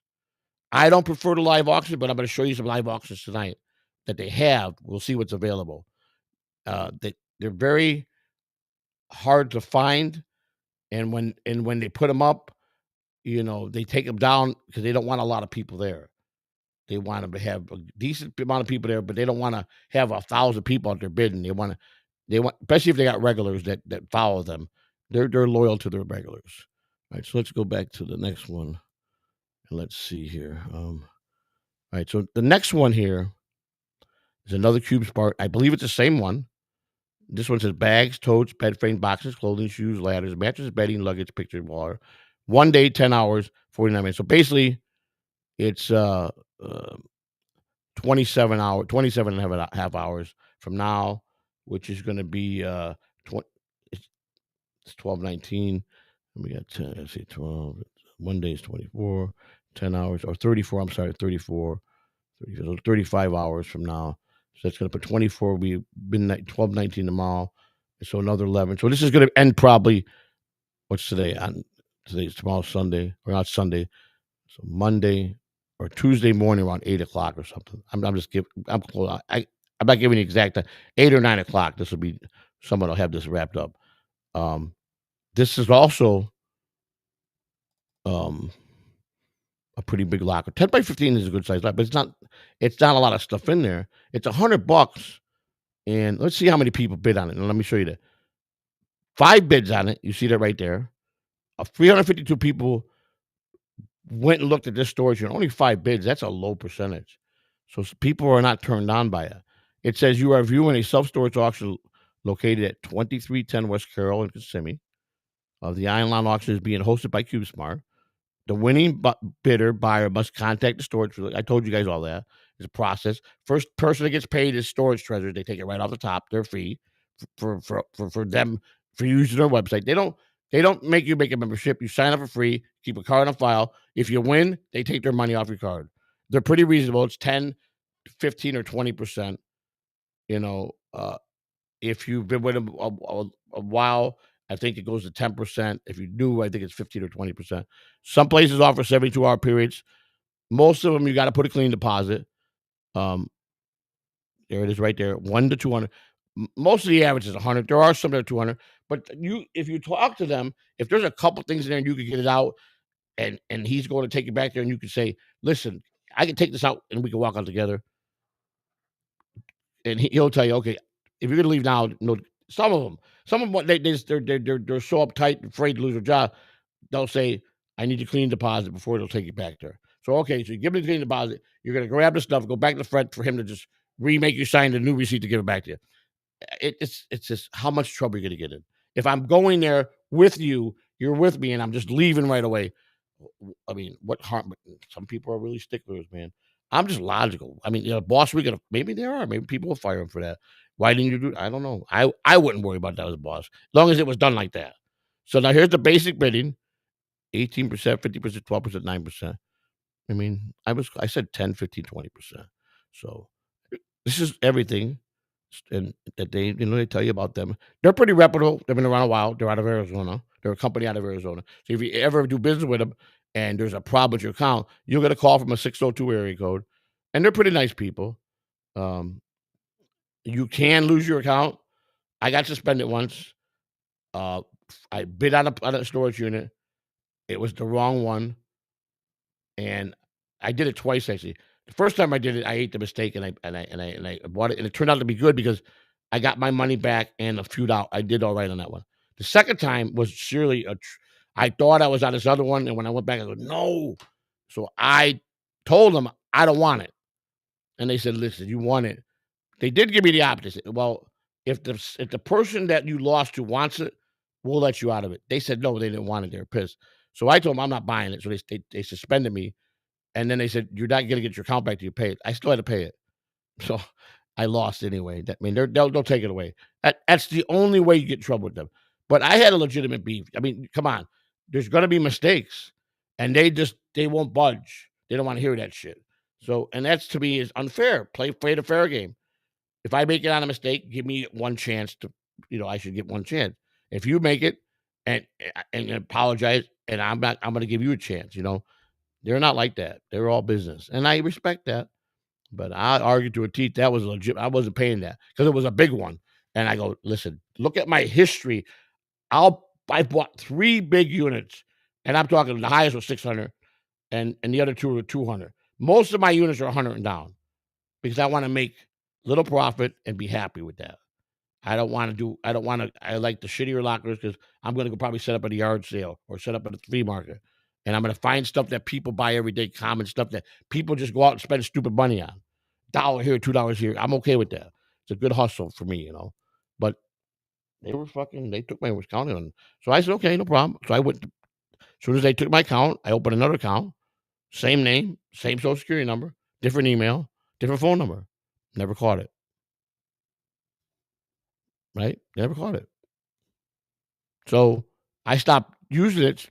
I went to prison, came out, went back to see if my account, and then I called them, and they go, "Can we?" They go, "We were going through some records, and did you used to have an account? Be honest with us that we suspended." I said, "Yeah," and they look back, they go, and she looked at the notes, and she said, "Yeah, I see here." I go, and I shouldn't have been suspended. I had a legitimate argument, and she says, "Yeah, I think maybe they were a little unfair with you, but they had some new people working there. The person that did it was just an asshole." And I said, "Listen, I'm not trying to I just want to try to earn some money here by bidding, and you guys took my thing away for no reason. It doesn't say nowhere saying that Christina could open one in her name because that's how I did it. I didn't put it in my name; I put Christina's name. But basically, everything was the same household, same everything. And so she's a different person. But that's how I got around that. But I was honest with them, and they go, "No problem. Listen, for the future, let's just communicate. We're call us if you got a problem. We'll call you if you got a problem." And it's been fine. So that's why I'm decided to come back full time because they've got better people working in the office. They're a little bit more seasoned. They're a little bit more nicer. There's other sites now. This used to be the only site. I don't know how the other sites are, but my wife said she's looked at some of them. They look a lot better. I don't know, but they're a little higher on their fee. I don't know. I mean, I'm content with this one, as long as the pictures are right. And this one here, what is that? Some kind of basketball fucking hoop? Is that what it is? Yeah, it looks like a basketball hoop. Washer and dryer.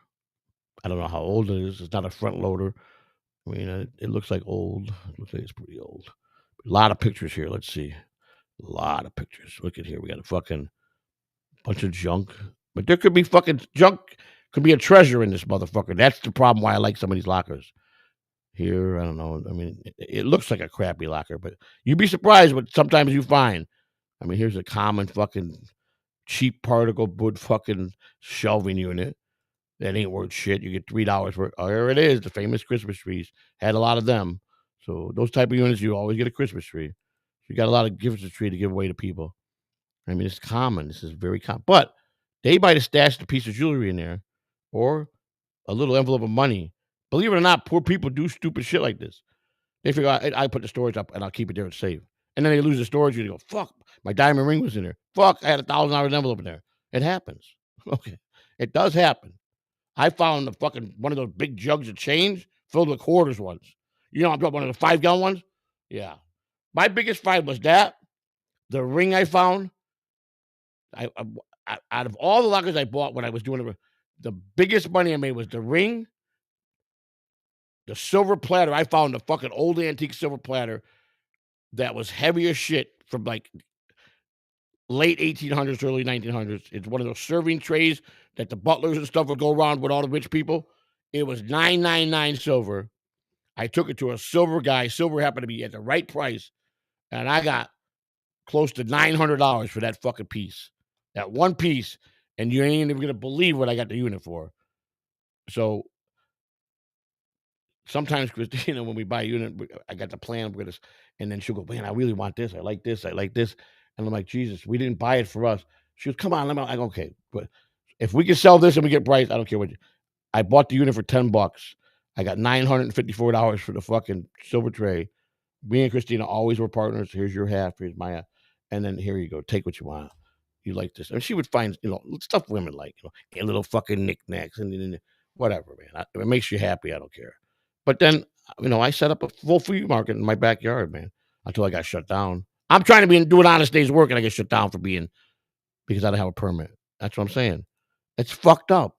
Why hurt a guy that's helping people in the neighborhood who's not bothering nobody? It's on my fucking backyard. And you're coming to buy shit from me, and then you're going to close me down. That's the fucked up part. That's what I'm talking about, corruption. Well, maybe it's not too bad. It looks like it might not be that old. And this unit was 100. If this stays at 150, you can sell that set for you get your money just on that.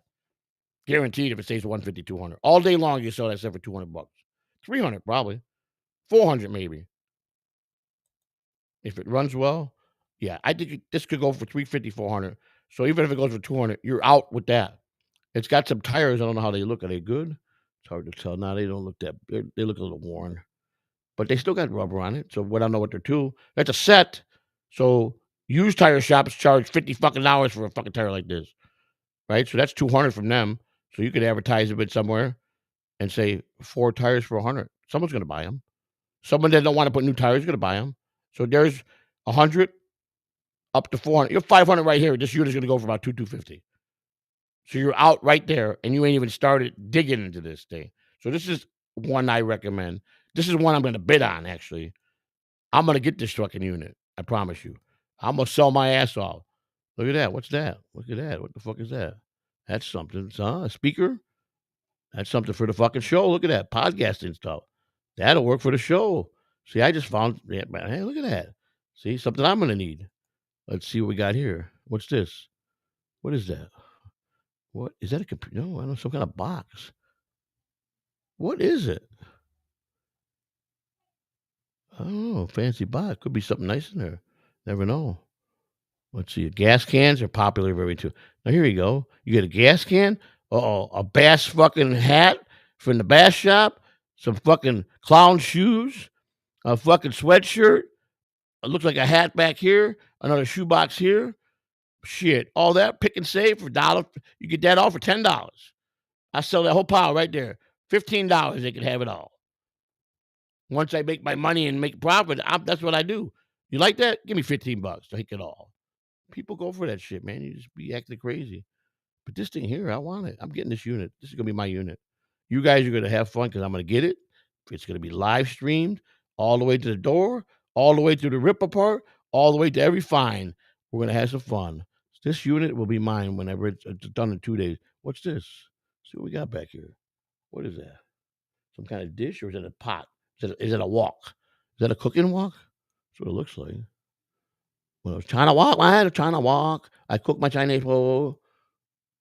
Here's bags of garbage. I'm telling you, they throw, when they move out and get kicked out, they put everything in their garbage, dirty dishes.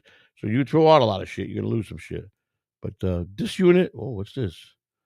Got some stuff back here, man, on the shelf. Who knows what's in those boxes? It could be good, it could be bad. What if it's good? What if this is stuffed with fucking cash? What if it's stuffed with fucking jewelry, or a fucking an antique piece of jewelry that's worth some money? You don't know that. You never know what you're gonna find. That's my whole point. And it's fun. You have a lot of fun. What's this? Suitcase. Average suitcase. It's about a fucking. I can sell that suitcase all day long for $5, $10 all day long on the street to anybody. I go near airport, near a bus station, go down by the Greyhound bus station, parade up and down. Suitcase, $5. Anybody need a suitcase? $5. For 5 minutes, it's gone. People go there with I see people go to the Greyhound with garbage bags. They don't have a suitcase, so don't pay $5 for that. Laundry bins. Laundry, dirty laundry. Look at these nasty motherfuckers. Dirty fucking laundry. All right?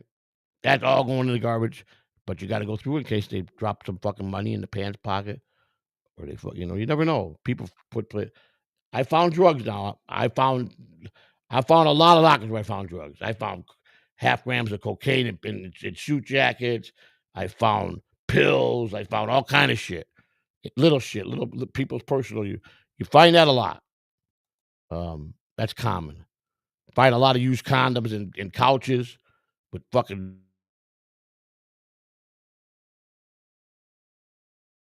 poked with a needle. You got to be careful. You don't know. We went to a dancer's locker. She was some big old Amazon black girl, feet that fucking big, and she had a really handsome young boy, little boy about 5, 6 years old, and he was well dressed in every picture, every one of her photos of her son. He looked like he had the best. So I'm assuming that he must have lived with the grandmother, and that the grandmother was providing her. This is how your son's maturing. He was very well dressed, very well clean. He had every major toy because she was a stripper that she bought for her son. And I'm talking top of the line toys the kid had. And I felt so bad that this bitch was fucking. Oh, I found her VD medicine. I found some fucking cream because she had a disease on her vagina for being a stripper. Christina's going, oh, this is fucking nasty. This bitch has got this disease. We're reading all the bottles, all the medicines. She had all kind of fucking gonorrhea, every motherfucking thing. All the medicine she was taking, nasty. But she had a son. Obviously, she comes from her mother must have been decent than her father, because the boy, every picture he didn't look like nothing like what her style looked like. Everything was neat in there of the boys. I felt so bad. I think that might have been the ones that we did contact, and I begged the people to please let me get these pictures to this person, not the person that the stripper. Because there's no way that she was caring for this. They probably would have took him away. So he probably lived with her mother, who was probably a decent person. Turned out they were. The grandparents had this kid, and they were nice. They wanted to pay me, and I go, no. When I see something, pictures mean everything to me, but it's a no. I'm going to tell you, don't do it. If you get sentimental with this, it's going to backfire, and you're going to wind up fucking hurting yourself. People will follow you home and kill you for this stuff. They'll fucking follow you, beat you up. You never know. I've done it a couple times, big mistake. And they tell you, don't do it. Throw it out. You're not going to be able to sell someone's personal pictures. You're not going to be able to sell anything like that. So you got to just shred it. If it's hard when you got children and you say, this is so sad. Piece of shits. Look what they did. Don't get involved. You just got to let it go. And I have a tendency, as you all know, is I don't like to follow orders. I like to break rules when I think I'm right. And I'm not always right. But in this case, I felt that was right. But that's a unit we're going to go bid on right now. So let's go ahead and have a bidding war. I think it was 100, wasn't it? Is that what it was? Were we at 100? Where are we at? Let me see. Let's see where it's at. I believe it was 100. I believe it was. That was it, right? This is the one? Am I right? Let me double check that. Yeah, this is the one we were just looking at, right? Make sure. I want to double check it. I don't want to bid on the wrong one. I get excited. Let me make sure. Is this the one we were just looking at? Yeah, this is the one, right? Oh, wait a second. This is a different one. Wait a second. No, this ain't the one, is it? No, this is a total different one, ain't it? The fuck is this one? Which one was I looking at? The fuck? I already fucking forgot. Which one was I looking at? Was it down further? Which one was it? Oh man, I already forgot which one it was. It'll be in my history. Fuck me. So I gotta go backwards. Okay, it wasn't that one. It wasn't that one. It wasn't that one. What the fuck? I forgot to write the auction number down. Motherfucker. I thought it was this one. Let's see. 1 day, 10 hours. Jesus, I fucked myself. I don't remember. And they had a lot of pictures. The one I was looking at had a lot more pictures than this. Let me see. Let me go through this real quick. No, maybe this was it. No, I remember a couple things in there that were. Let me look at this again. No, this ain't it. I'm correct. This one was not it, right? No, this was not it. So it definitely was not that one. All right. I fucking got my pen here. I should have wrote it down. See, I get to talking. I get fucking lax brain, man. It's a fucking disease I got. So which one was it? Was it this one? No, I didn't even look at that one yet. I remember. Let me see. Maybe it was this one. No. Well, I fucking blew that. I wanted that locker. It had a washer and dryer. I know that. And it was on this page. It's just which one was it? All right, so fuck it. I'll figure it out. All right. No, it's not. Was it this one? No, it's too cheap. All right, this one here. I'm bidding before I even start showing you. 1 day, 12 hours. I'm taking this because I want this fucking TV. This is coming to my house. It's probably going to go for about 300. If I bid right now, I really should, but I'm going to go 230. 230. And I don't like to bid this high. This has got some nice shit in it. Now, this is going to, I promise you, 5 minutes before this, some of what money's going to come and power over me. But I've won them. I've won some. Yes, I agree to bid. I might not. Look at, I've already lost. I bid $10. He came right back. So someone's got to set it. Someone's sleeping at home, put it on auto.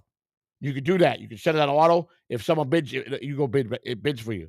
Now watch this. Watch how high. I'm going to show you something. I'm going to watch this. This is where it gets fun.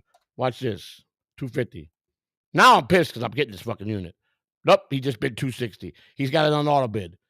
I don't know how high he's got it set. I'm going to 270. Let's see. Did I get it? Fuck no. He's at 280. You see how it's fucking going up and it's still a full day? This is why you don't do this. So I'm in. I'm going to win this. 300. Still. Now it just, do you see the seriousness? Watch. 310. I'm crazy, man. When I want something, I want it. I'll get this motherfucker. Let's see. I got it. He had it set. So it was 250. So he bet one. I bet 260. He bet 270. I bet 280. He bet 290. That's 20. I bet 300. He bet 300. So he had it set to go as high for 30. So now he's gonna wake up tomorrow and see that his auto bid, he didn't set it high enough. So when he first wakes up, he's gonna take charge of this. And 12 hours is still gonna be a day. I should have never took it to this. I just gave away. I made $60 more going in, and I probably should have waited to the end. It's probably, let's look at the facts. 27 bidders, 339. So some people want this. Why? And I'm going to show you. This is a unit you want to buy. Everything in here is money. Everything. This is a gold mine right here. This shit is not fucking particle board. That's a fucking big TV. That's some kind of fucking musical instrument, it looks like. These look like some kind of fucking artwork. Chairs, nice dresser. Listen.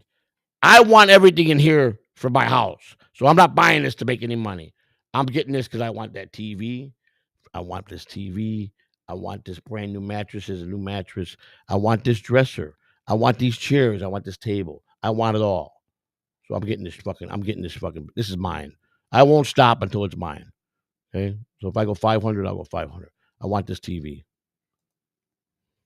What do we got here? What do we got here, boys? Is that another TV? Is that another TV? What is that? Anybody know? Anybody? What does it look like to you?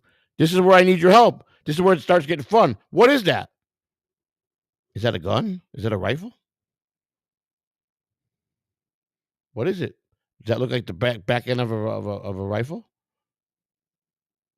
I know there's got to be some gun experts on here. You're looking at it. What does it look like, boys, girls? Come on, let's go. This is how we do it. Let's be a team here. All right. Oh, we got another $5 super chat. I mean, super tip from our friend, Catalano Network. Let's read it. Hang on. We're gonna be right back, folks. Let's think about it. I'm telling you, this is where it gets crazy. This is where it gets nuts. You can have some fun. Thank you. What are the odds that TCN and Joey live right next to each other? Whoa! Joey will be appearing on TCN very soon, people. Stay tuned for this new chapter. Joey, if you weaponize TCN's personal information, you could be opening yourself up to a criminal investigation. For all you know, I wouldn't do it anyhow. TCN has connections to the FBI, and we would not want that. Wow, that scares me. I would not. That don't scare me. I wouldn't do it because I really he really didn't do nothing to me but fucking put a lot of aggravation in me. He hasn't came after me maliciously. He did, but he did lie a lot. I'm not doing nothing wrong. Come on, man. And you know what, OJ? Because you said what you said, you're a fucking idiot. And I told the guy, I'm cool with you, and maybe we could do something. So all this is unnecessary. But OJ's a troublemaker. We know he's the worst in the fucking business. Fuck you, OJ. Fuck you. FBI, I fucking eat FBI for fucking burritos breakfast every morning. I don't give a fuck about the FBI. Fuck the FBI. Fuck Bureau of Investigations. You heard it here. You listen, any FBI agents? Fuck the Bureau of Investigations. You suck my dick. Joseph Catalano. Put it on a 303 form, okay? Let you know how I insulted you. I didn't lie to you, so you can't come back and get me for what the charge already got me. But I can tell you go fuck yourself. I promise you that. I'm okay with that. How do you like that? Fuck him. Fuck the FBI. All right, let's get back. This is I'm fucking getting a Woody here with this fucking. What is this, people? I need some answers, and I need some answers from you. I need to see my chat room, and I'm gonna go to. You know what? We're looking. We're looking. Here's a picture. Let's see what this one brings. This is some kind of fucking art. I don't get it, but it's art. Those chairs are those school desks? The old-fashioned school desks? Because if they are, they sell for a pretty penny. Rich people like this shit for their homes. That's a nice little nightstand or dresser drawer. What is this fucking thing? What is this? All right, what is this? Is that air hockey? Is that some kind of air hockey? What is this thing? It's some kind of fucking game, isn't it? Anybody know what this is? Because I don't. I'm curious what it is. Some kind of game. Am I right, or is it some kind of table? What is this? I need some expertise from here. Please tell me. This is a unit I'm getting. No, there might be some stuff here I'm going to sell. Look at that dresser. That's solid fucking wood. That ain't no particle board. This is expensive shit. That's a nice little nightstand. I like it. I love that TV. But what is this fucking thing here? Let's find out about this. Any fucking buddy know anything about here? Let's go. What is that fucking thing? Please tell me. What do we got here? What is this fucking thing? Is here? This a rifle? What kind of TV is this? What is it? What's the brand? Samsung. Good product. It's a 4K Ultra HD. So this is an older model. Am I correct? This is one of those heavier ones. This is not one of the smart TVs, though, is it? I don't think this is a smart. It's a 75-inch 8 series. Now I got to see how old this might be. So let me look this up and see how old it is. That's another thing you got to do. You got to do some research, and that's what we're doing as we do these stories. So we got to look it up. It's a UHD TV 8 series. Let's see what year they were made and when they come out. A UHD. It was a UHD. Am I right? Did I say that right? Let me go back and look now because my memory's fucking. A UHD TV 8 series. Okay, UHD TV 8 series. UHD TV 8 series. 8 series. What year did this come out? Well, let's see. I'm going to say it's probably better than 10 years old. Am I right? Oh, my God. Am I fucking good? Am I fucking good? First released in 2015, the 8 series. 10 years ago. 10 years ago. I tell you, I got into the storage shit, man. I started learning a lot of shit. 10 years ago is when they first came out with the 8 series. Now, that was not luck. It's a flagship curved model. And then they got a flat model. Later in 2019 and 2020, Samsung could use the 8 series designation for some other UHD TV. So it's one of the older ones, but I guarantee that motherfucker plays good. So I want it. It's a big. Where would I put it? Right behind me, with me when I'm live. Had me in the background. Fucking live, make it real cool for you guys to do something. One of you geniuses will figure out what to do for it. Make it part of the show. Make it really cool. You know, I'm sure. I was fucking right out of money 10 years ago, and I took a guess. Oh, we got some more super chats, man. Red Fugly, my man.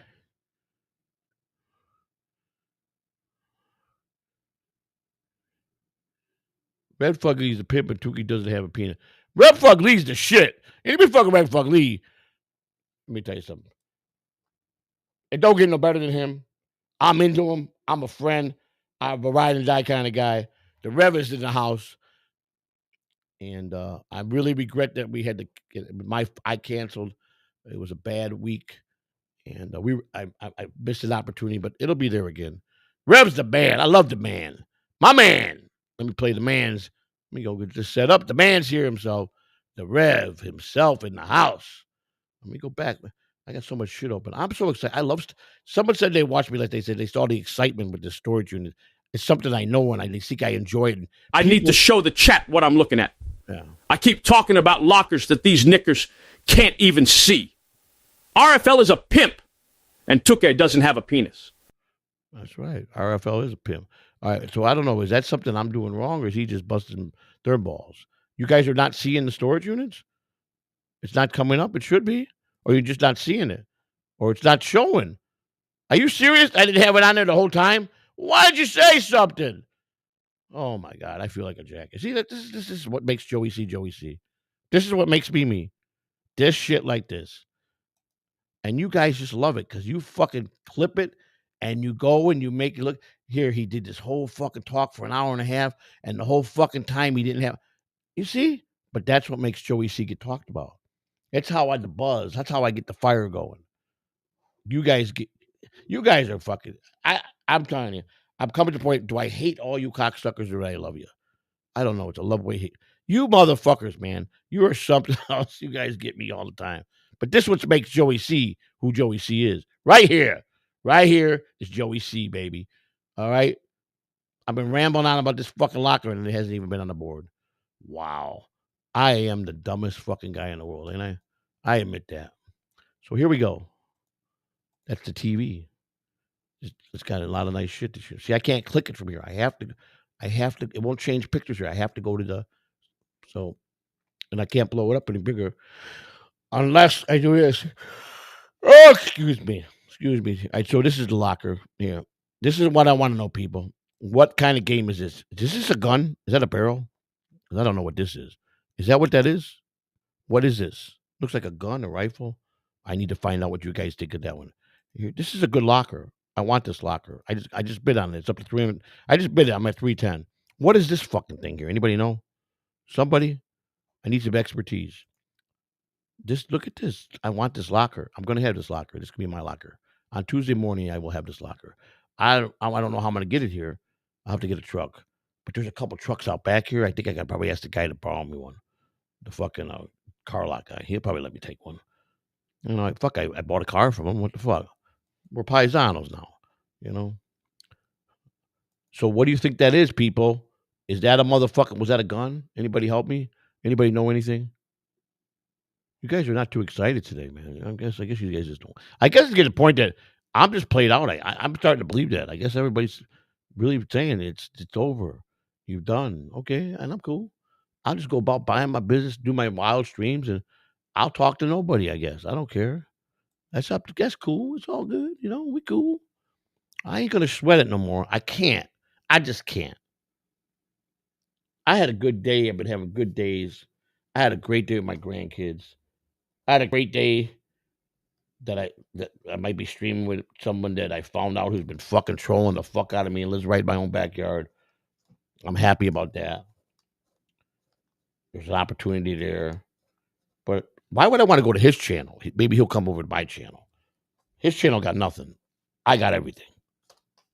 So why don't we just continue building? He's a fan, and I accept that, and he's cool people. Then let's build Catalano. Let's take some of your ideas, what you think, how we could make it better, and compare notes what I've been learning, and let's see if we can really take Catalano to the top. Listen. If people want to make money and they can make it better, where we can make a lot of money, I'm not a stingy person. I know how to divvy up the money right. And that's a fact. Yes, anybody that's ever fucking came over here and worked over here. I'm very fair. So you ain't got to worry about that. Comes to business, I know you got to spread money around to make money. I've been in business before. I know how to do that. So who knows? Maybe this might be my new next partner. Might be my new studio. Why take it to a channel that's got nothing? Why take that channel?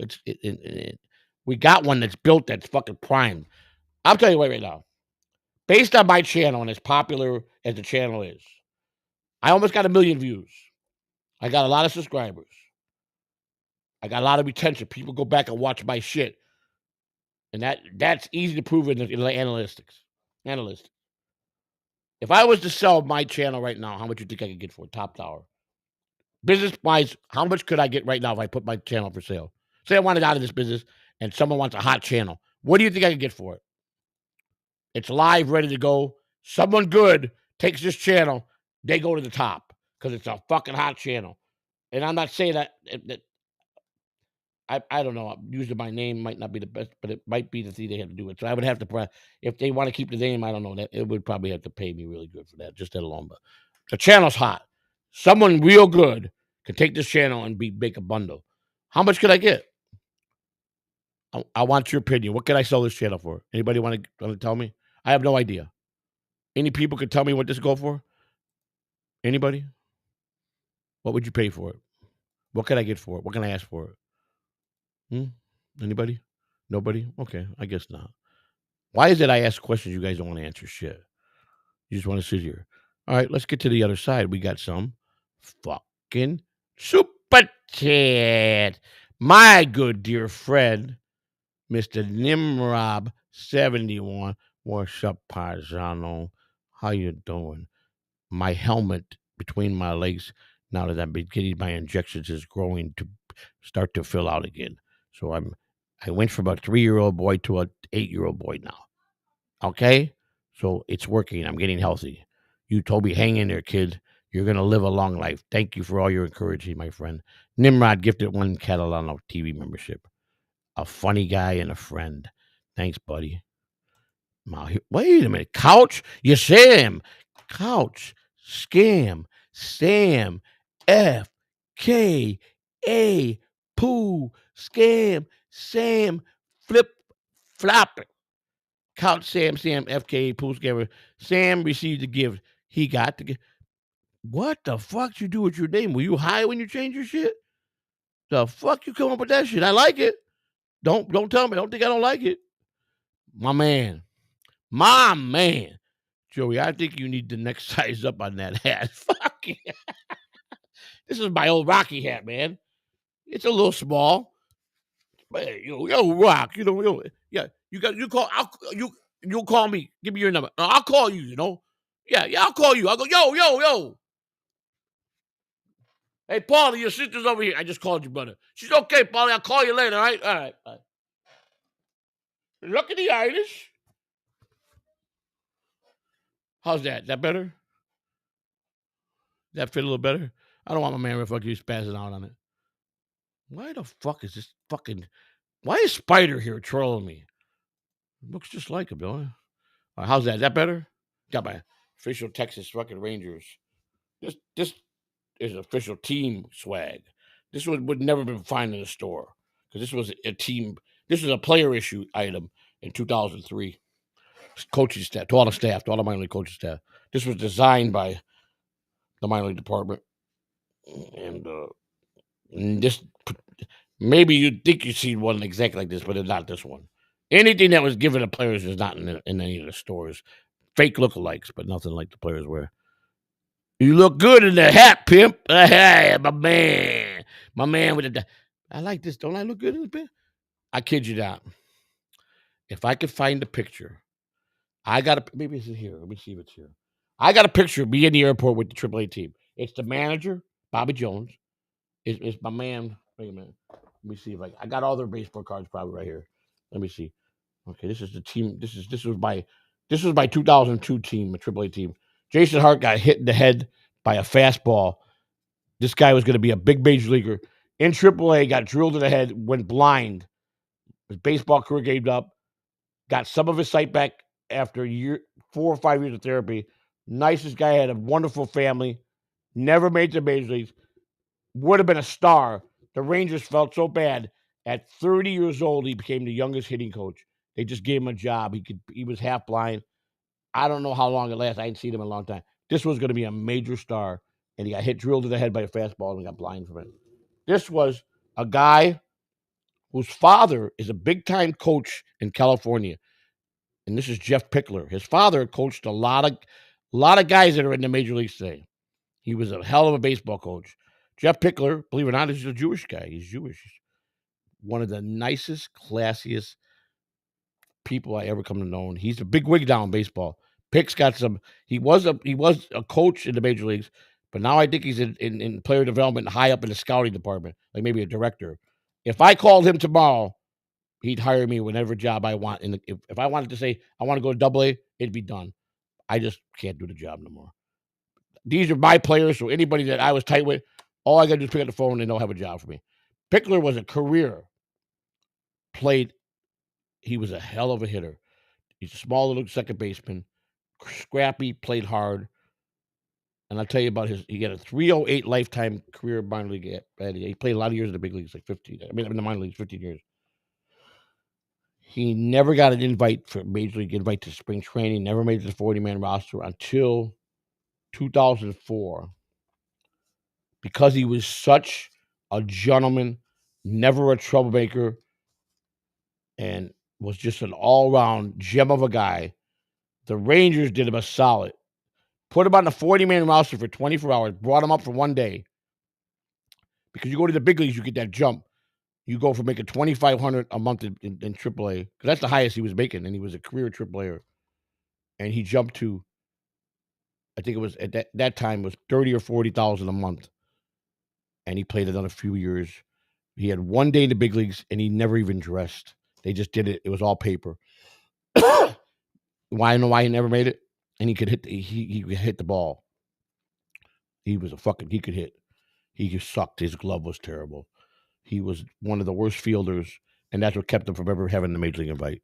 That's what Bobby Jones told me when I asked him, why ain't picking the big leagues? He's a fucking 300 hitter every year.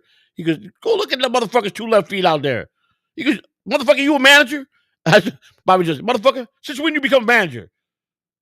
Don't be asking why the motherfucker ain't in the big league. That's just how I talk, Bobby Jones. Motherfucker, he ain't in the big league because he got 2 left feet, motherfucker. Now, don't you got some cookies to make? Get in there and make some cookies, motherfucker. Make my coffee, motherfucker. Make sure my beer is cold, too.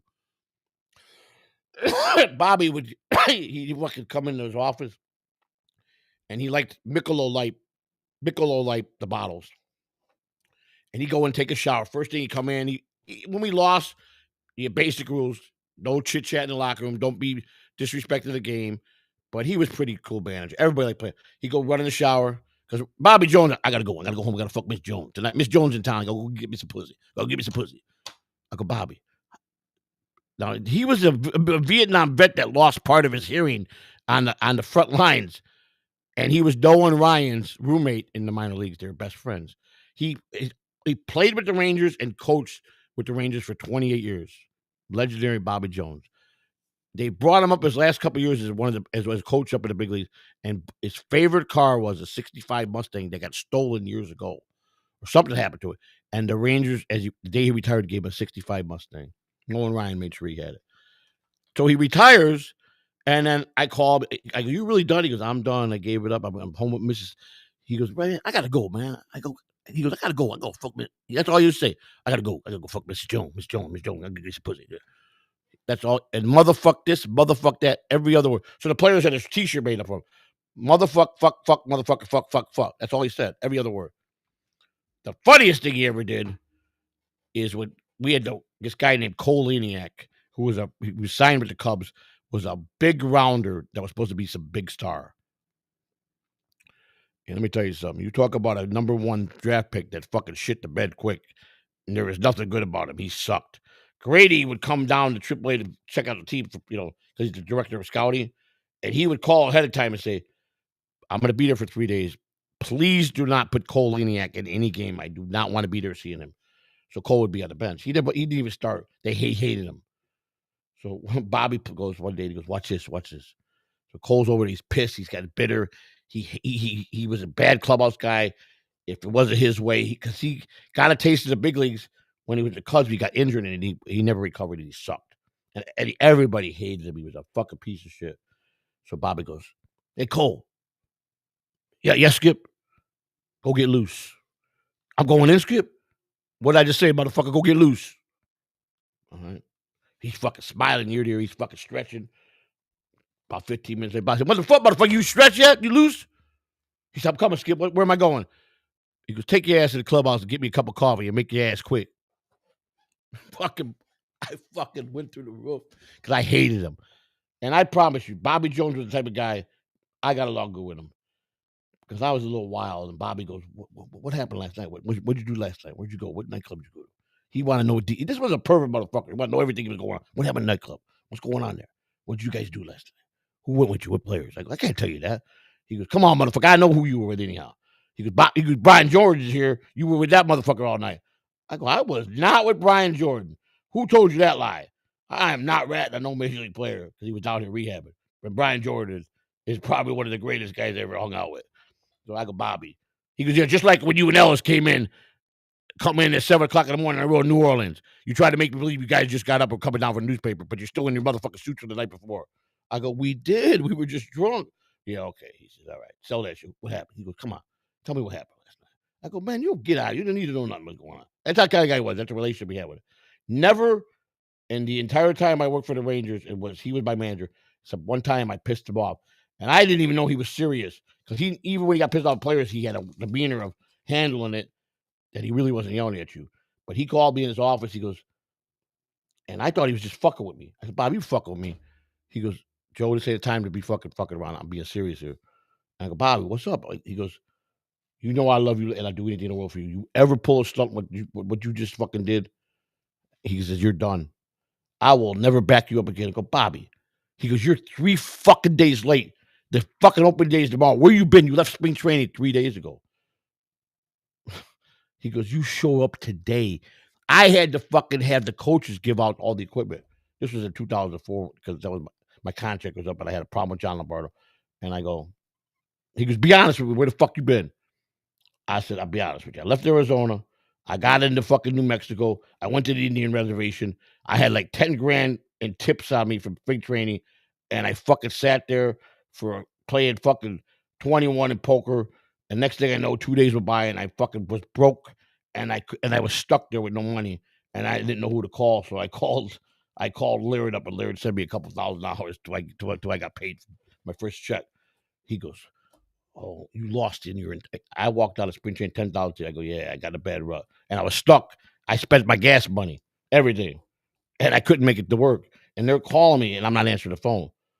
And he goes, "We lost something." I go, You asked me to be honest with you." He goes, "Next time that fucking happens, you call me, motherfucker." He goes, "I know you're a fuck up, but you do your job good." He goes, "I've always been on your side." I did. That's when Hank Blaylock, I was driving his brand new truck, and I got it towed. That's another long story. But Blaylock bought a brand new truck. And instead of sending on the fucking car haul, I don't understand why he buys a new truck in Arizona spring training and wants me to drive it to fucking Arlington. Made no sense. He's going to have to pay all the gas. And I'm like, why did you put it on the car? That's how dumb Blaylock was. He was a great kid, and everybody scratched their head. Put it on the car hauler. It's like $600 is our deal. You're going to give him what 5, 6, 800 for driving, another 500 for gas. You're going to pay more here, and he's going to put the mile. Oh, that's okay. No, Joe's cool. I want him to. I didn't want to do this. I got roped into this. Well, I wind up fucking in my adventure. I illegally parked his fucking truck somewhere. When I came out, it was gone, and it was in the impound vehicle. And he just bought it. Literally, just bought it. So I had no ties to it. I couldn't get it out. So I had to call Blaylock and tell him his brand new truck he just bought was in the impound, and I needed him to send proof that he allowed me to drive it. He had to call the wrecking yard, and then I go. The worst part is I can't pay for it. I don't got the money, and so he went back, and that's when that was the year I got. That was the year, but they told me they were going to sign me back. I fucking made so many mistakes that year. That was my worst fucking. That was my year that I fucked everything up in baseball, 2004. And I was lucky to go back in 2005 to work with somebody. I buried myself in 2004. Blaylock fucked me, though. He fucking went and he wanted me fired. He was just a rookie. He just came up. He didn't have that power. If he was someone like an Alex Rodriguez, I'd have been gone immediately. But he just got up. He just came up. It was his first year in the big leagues, but he tried. But that Doug Glanville fucking told me he's a piece of shit for snitching on me. You guys expect him to keep all your secrets, but you fucking ratted on him. You could have fucking beat his ass in, but you should have ratted on him. So Glanville, props to him. He goes, anybody that wears pimp suits like him on the plane, and you're going to rat on him? I go, I get pissed at Joe all the time, but he's a solid motherfucker. Blaylock, you're a bitch. They put me in kangaroo court, tried to get me. Yeah, I mean, he went to the fucking brass and he fucking ratted on me. And I took care of him since he was a fucking rookie ball, A ball. I was close with Blaylock. I lost all respect for him. Turned out he became a big asshole. He married some bimbo that took him for his money. He became a drunk, got injured. Motherfucker. 3 years, he was done. Just, that's what karma's a bitch. You fuck with Joe Catalano, you get the Catalano curse. And that's what he got, the Catalano curse. Fuck Blaylock. Matter of fact, I should find him and see if his rat ass wants to come and do an interview. He'll probably say, I bet if I ever got a hold of him, let me tell you something. I still got all my lists, my phone list, and some of those players still have the same phone number they had 20 years ago. Trust me on that. Knowing him, he's probably got the same number. And he was a good kid, man. Come from a good family. Became this pretty good baseball player, was going to be a star. But I give him props. Alex Rodriguez dogged every fucking rookie in the team and when he was with the Rangers. And it was the last out finish. They ran to the dugout and Rodriguez kept running his mouth to all the rookies. And Blaylock said, "Come here, man." Because he didn't want to do it. He goes down the stairs of the tunnel. And he laid in the fucking, you know what? Who the fuck? I put my fucking uniform on just like you. I come out here and work just because you make $50 million a year and I make fucking $50 million a fucking year and I only make fucking $1 million a year, you're better than me. It takes a team. And he fucking laid into him. He stuck up for the team. He got a lot of respect. That's when I said, that a boy. Because Alex Rodriguez was a douche. Michael Young, everybody was cool, but Alex was a fucking douche. Because you want to know why? He tried to stiff me on $1,500, that prick. I had to go to the fucking payroll department to have it deducted from his check. And he called me up. You fucking go up there to get. I go, I've been waiting 4 fucking months for you to pay my $1,500 that you told me, take care of this, I'll pay you the next day, that you never did. So you make $50 million a year. I make $2,000 a month. So I should wait. My salary is $2,000 a year. Is $50 a year. Mine's $2,000 a month. Thank God I got AAA and I make fucking $10,000 a month in tips. But you know what? You owe me $1,500. You're a fucking $50 million a year player. You piece of shit. And Andy Burkett was your best friend and always told me you were a piece of shit. Fuck that motherfucking lion ass motherfucker. Said he didn't do steroids. Was doing steroids when he was on the USA baseball team. Fuck him. They should have put that in the book too. I hate that motherfucker. And I still got his phone number. He still got it. I'll call that motherfucker up one day. I'm going to get pissed one day. I'm going to be at her all out. I'm going to call him on live stream, watching seats. It's going to happen. I'm going to call him a bitch and say, hey, baby, what you doing, Alex? Hey, Rob, what's up, motherfucker? And when I say, he'll know who it is. He'll know it's me. And I'm going to fucking say, you're a piece of shit. I don't give a fuck. Fuck him. I got a lot of bitterness now for those guys. Anyhow, I'm just ranting and raging. So we got into some storage units. What do you think? That one I should bid on? Let's go back and do the bid and then let's wrap it up. Since you guys are not interested, I'm sorry. People like the show. Wait till I go and get this bid and get the storage in, and you see we start looking through little bags, and we go, "What's in that?" And I'm gonna be, he outbid me again. What the fuck? See, it didn't last. They got me again. The bids. He just, we gotta show you. I know there's still a full day. I jacked it up to 330 already, but I want the storage unit bad, man. I should have. Now I don't know what I do. If I bid, he's got it on auto. So here's the problem. It's just gonna keep going back and forth. And this is what they fucking want. Now where's the fucking? Let me pull it up. This is what they want. This is how they get you to pay more money. So here it is. It just went to fucking motherfucker. I'm pissed. So I'm gonna get this, but I can't make no more bids on it until it's down to the last 5 minutes. He just went to 320. See, it says right there. See, I'll show you. Show you right there. Let me pull this up here. You see it? You've been outbid again. There it is. 320. I was at 310. Right? 1 hour. 1 day, 11 hours, 47 minutes, 18 seconds. Countdown. 6.5 sales tax, which is standard Florida. It's a 10 by 8. It's cleaning deposit of 100. Payment option: cash, credit card, debit card. All right, good. No, let's see. Unit appears to contain no trash, 75-inch TV, small dining table and chairs, wall art, small dresser, 40-pound dumbbells, a work desk. So that's a work desk? They're saying that's a nightstand, trash can, and a lightweight box spring. That's what's in there. That artwork must be fucking something worth the money, because somebody wants this fucking unit besides me. There is no trash in here. It is very clean. Good side, well kept. These are somebody that took good care of this shit. This is a money making locker. You can double your money on this locker, especially if that artwork is worth money. We don't know. Unless you're an art dealer right now, and you can tell by looking at it. It looks all original to me. Who am I though? I'm just a fucking dumb fucking wop from fucking that lives in Tampa. Well, I don't know. I'm just a wop dumb wop motherfucker. That's all I am. That is uncoiled coordinated. I wear pink glasses, a fucking green hat, and a blue fucking red shirt. So who's the dumbest motherfucker I know? Me. I'm dressed worse than the motherfucking this guy. Spider. What's up, Spider? Spider's all right. Spider's got more problems with his fucking with his scooter, I think. I don't know what's going on. I don't know if he crashed it or if he's put work on it. I just heard the scooter, something. I don't know. He's upset about the scooter. So I don't know. Until I talk to him again, I don't know what the 411 is. But there might be possibly Spider might be fucking mad at his scooter. I don't know if that's true. That's all I heard. He's upset about something. Something to do with the scooter. Spider don't play. Don't fuck with Spider now. Spider-Man, Spider-Can, does whatever a spider can. Spins a web anytime. Take a look over there. Hey, here comes the Spider-Man. I sang that pretty good, didn't I? Holy shit. What do we got here? Whoa! What do we got here? No, we read all these, right? Right? Yeah, okay, there's no new ones. Okay. So we're good. We're caught up. I'm looking, I'm saying, whoa, I thought it was in the wrong place. That was played. We played that one. We played that one. We played that one. So we had 3 of them. 2 by the Catalan, one for every on the super. And I appreciate the super tips. They're fun, man. Come on. You guys know you love them. Let's double check the super chats. All right, we're caught up there. I'm pretty sure I didn't miss nothing. Thank you, everybody, for hanging out. The 2 people that did.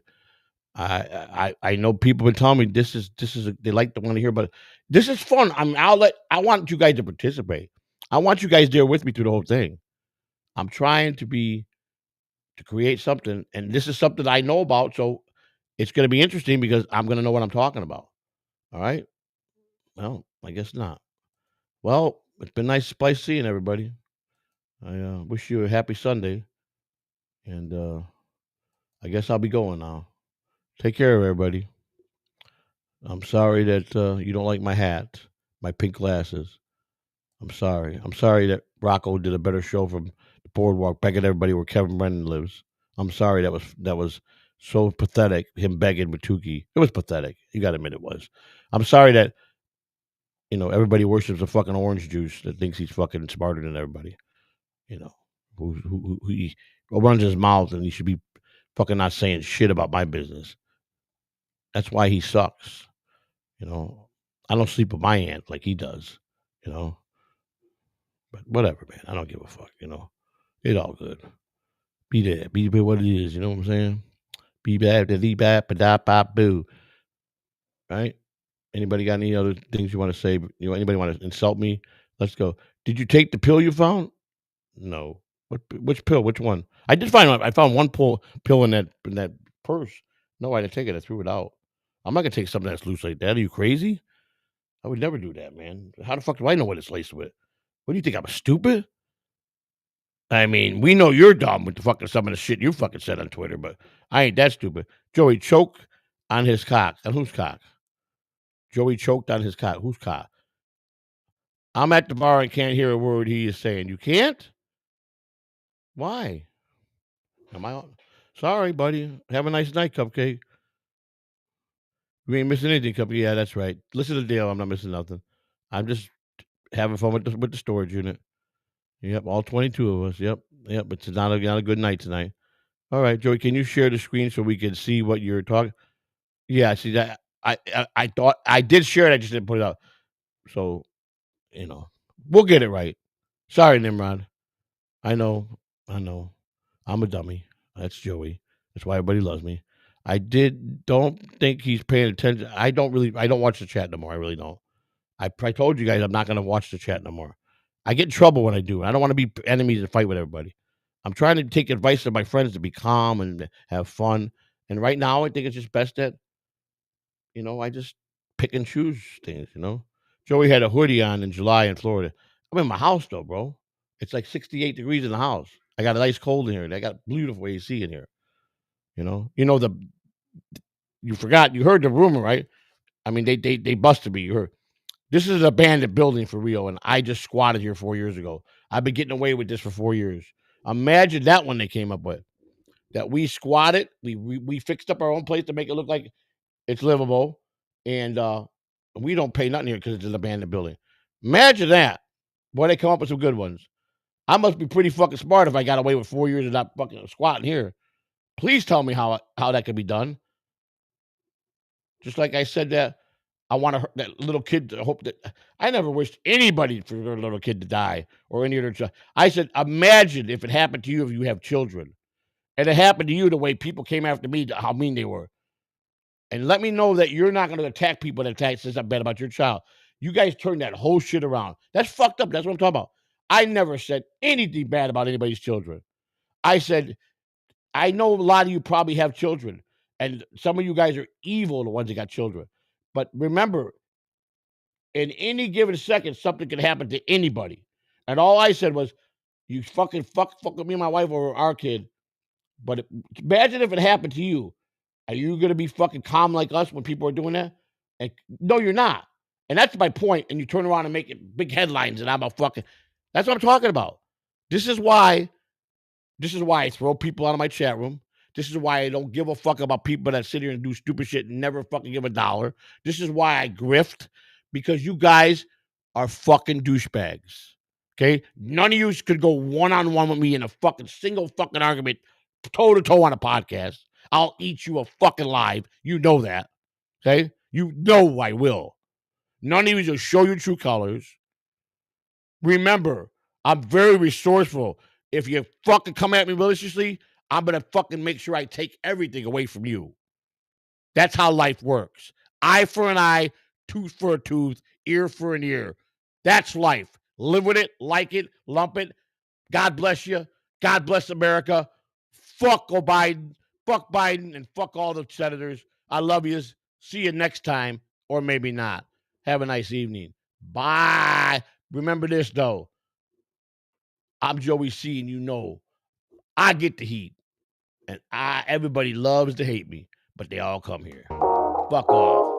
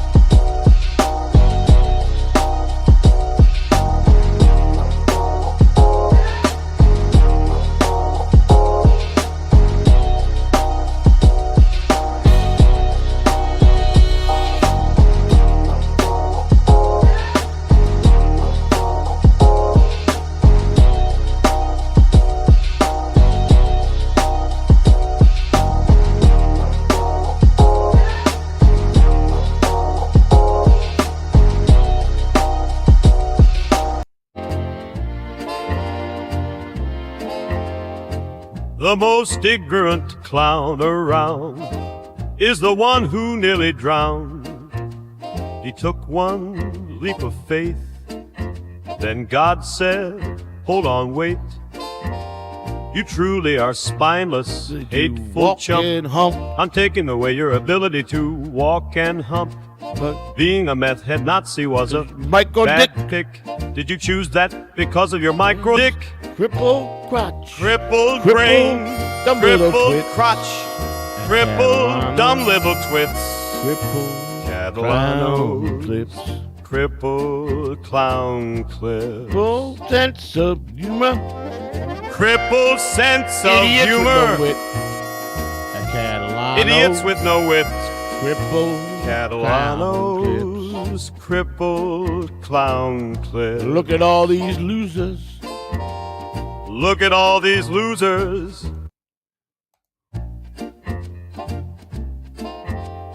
Have you seen a fruity cupcake? This one is queer and overbaked. A boring and blundering soul driving to his next glory hole. Cupcake kisses so many balls that he's always gasping for air. Laughs out loud with a lisp and sneer. He's the gayest clown in the dabble sphere. Crippled crotch. Crippled brain, dumb little crippled twits. crotch, A Catalano. crippled dumb little twits. Crippled clown Catalanos, clips.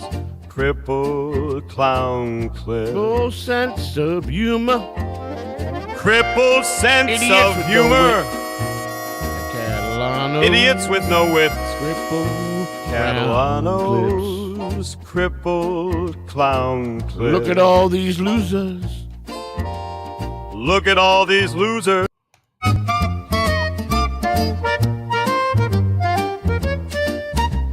I wonder if Rochi knows how much she looks like a slouch. A weirdly misshapen troll who's now one with his couch. Like the gooner freak he is, he loves likes a stick in his mouth. Sorry, but I must ask, is that a belly or marsupial pouch? Crippled brain, crippled crotch, crippled dumb little twits. Crippled Catalanos, clips. crippled clown clips. Full sense of humor. Crippled sense of Idiots with no humor. wit. Catalano. Idiots with no wit. Crippled clown clips. Catalanos, crippled clown clips. Look at all these losers. There's Mason, is a pay piglet, and a big attention hog. In the Dabbleverse machine, he's just a squeaky cog. Always has a complaint of how another man acts. If he looked at himself, would he realize he's a simple hack? Crippled brain, dumb little crippled crotch, crippled dumb little twits. Crippled Catalanos, crippled clown clips. Crippled sense of humor. Crippled sense Idiots of with no humor. Catalano. Idiots with no wit. Crippled clown clips. Catalanos, crippled clown clips.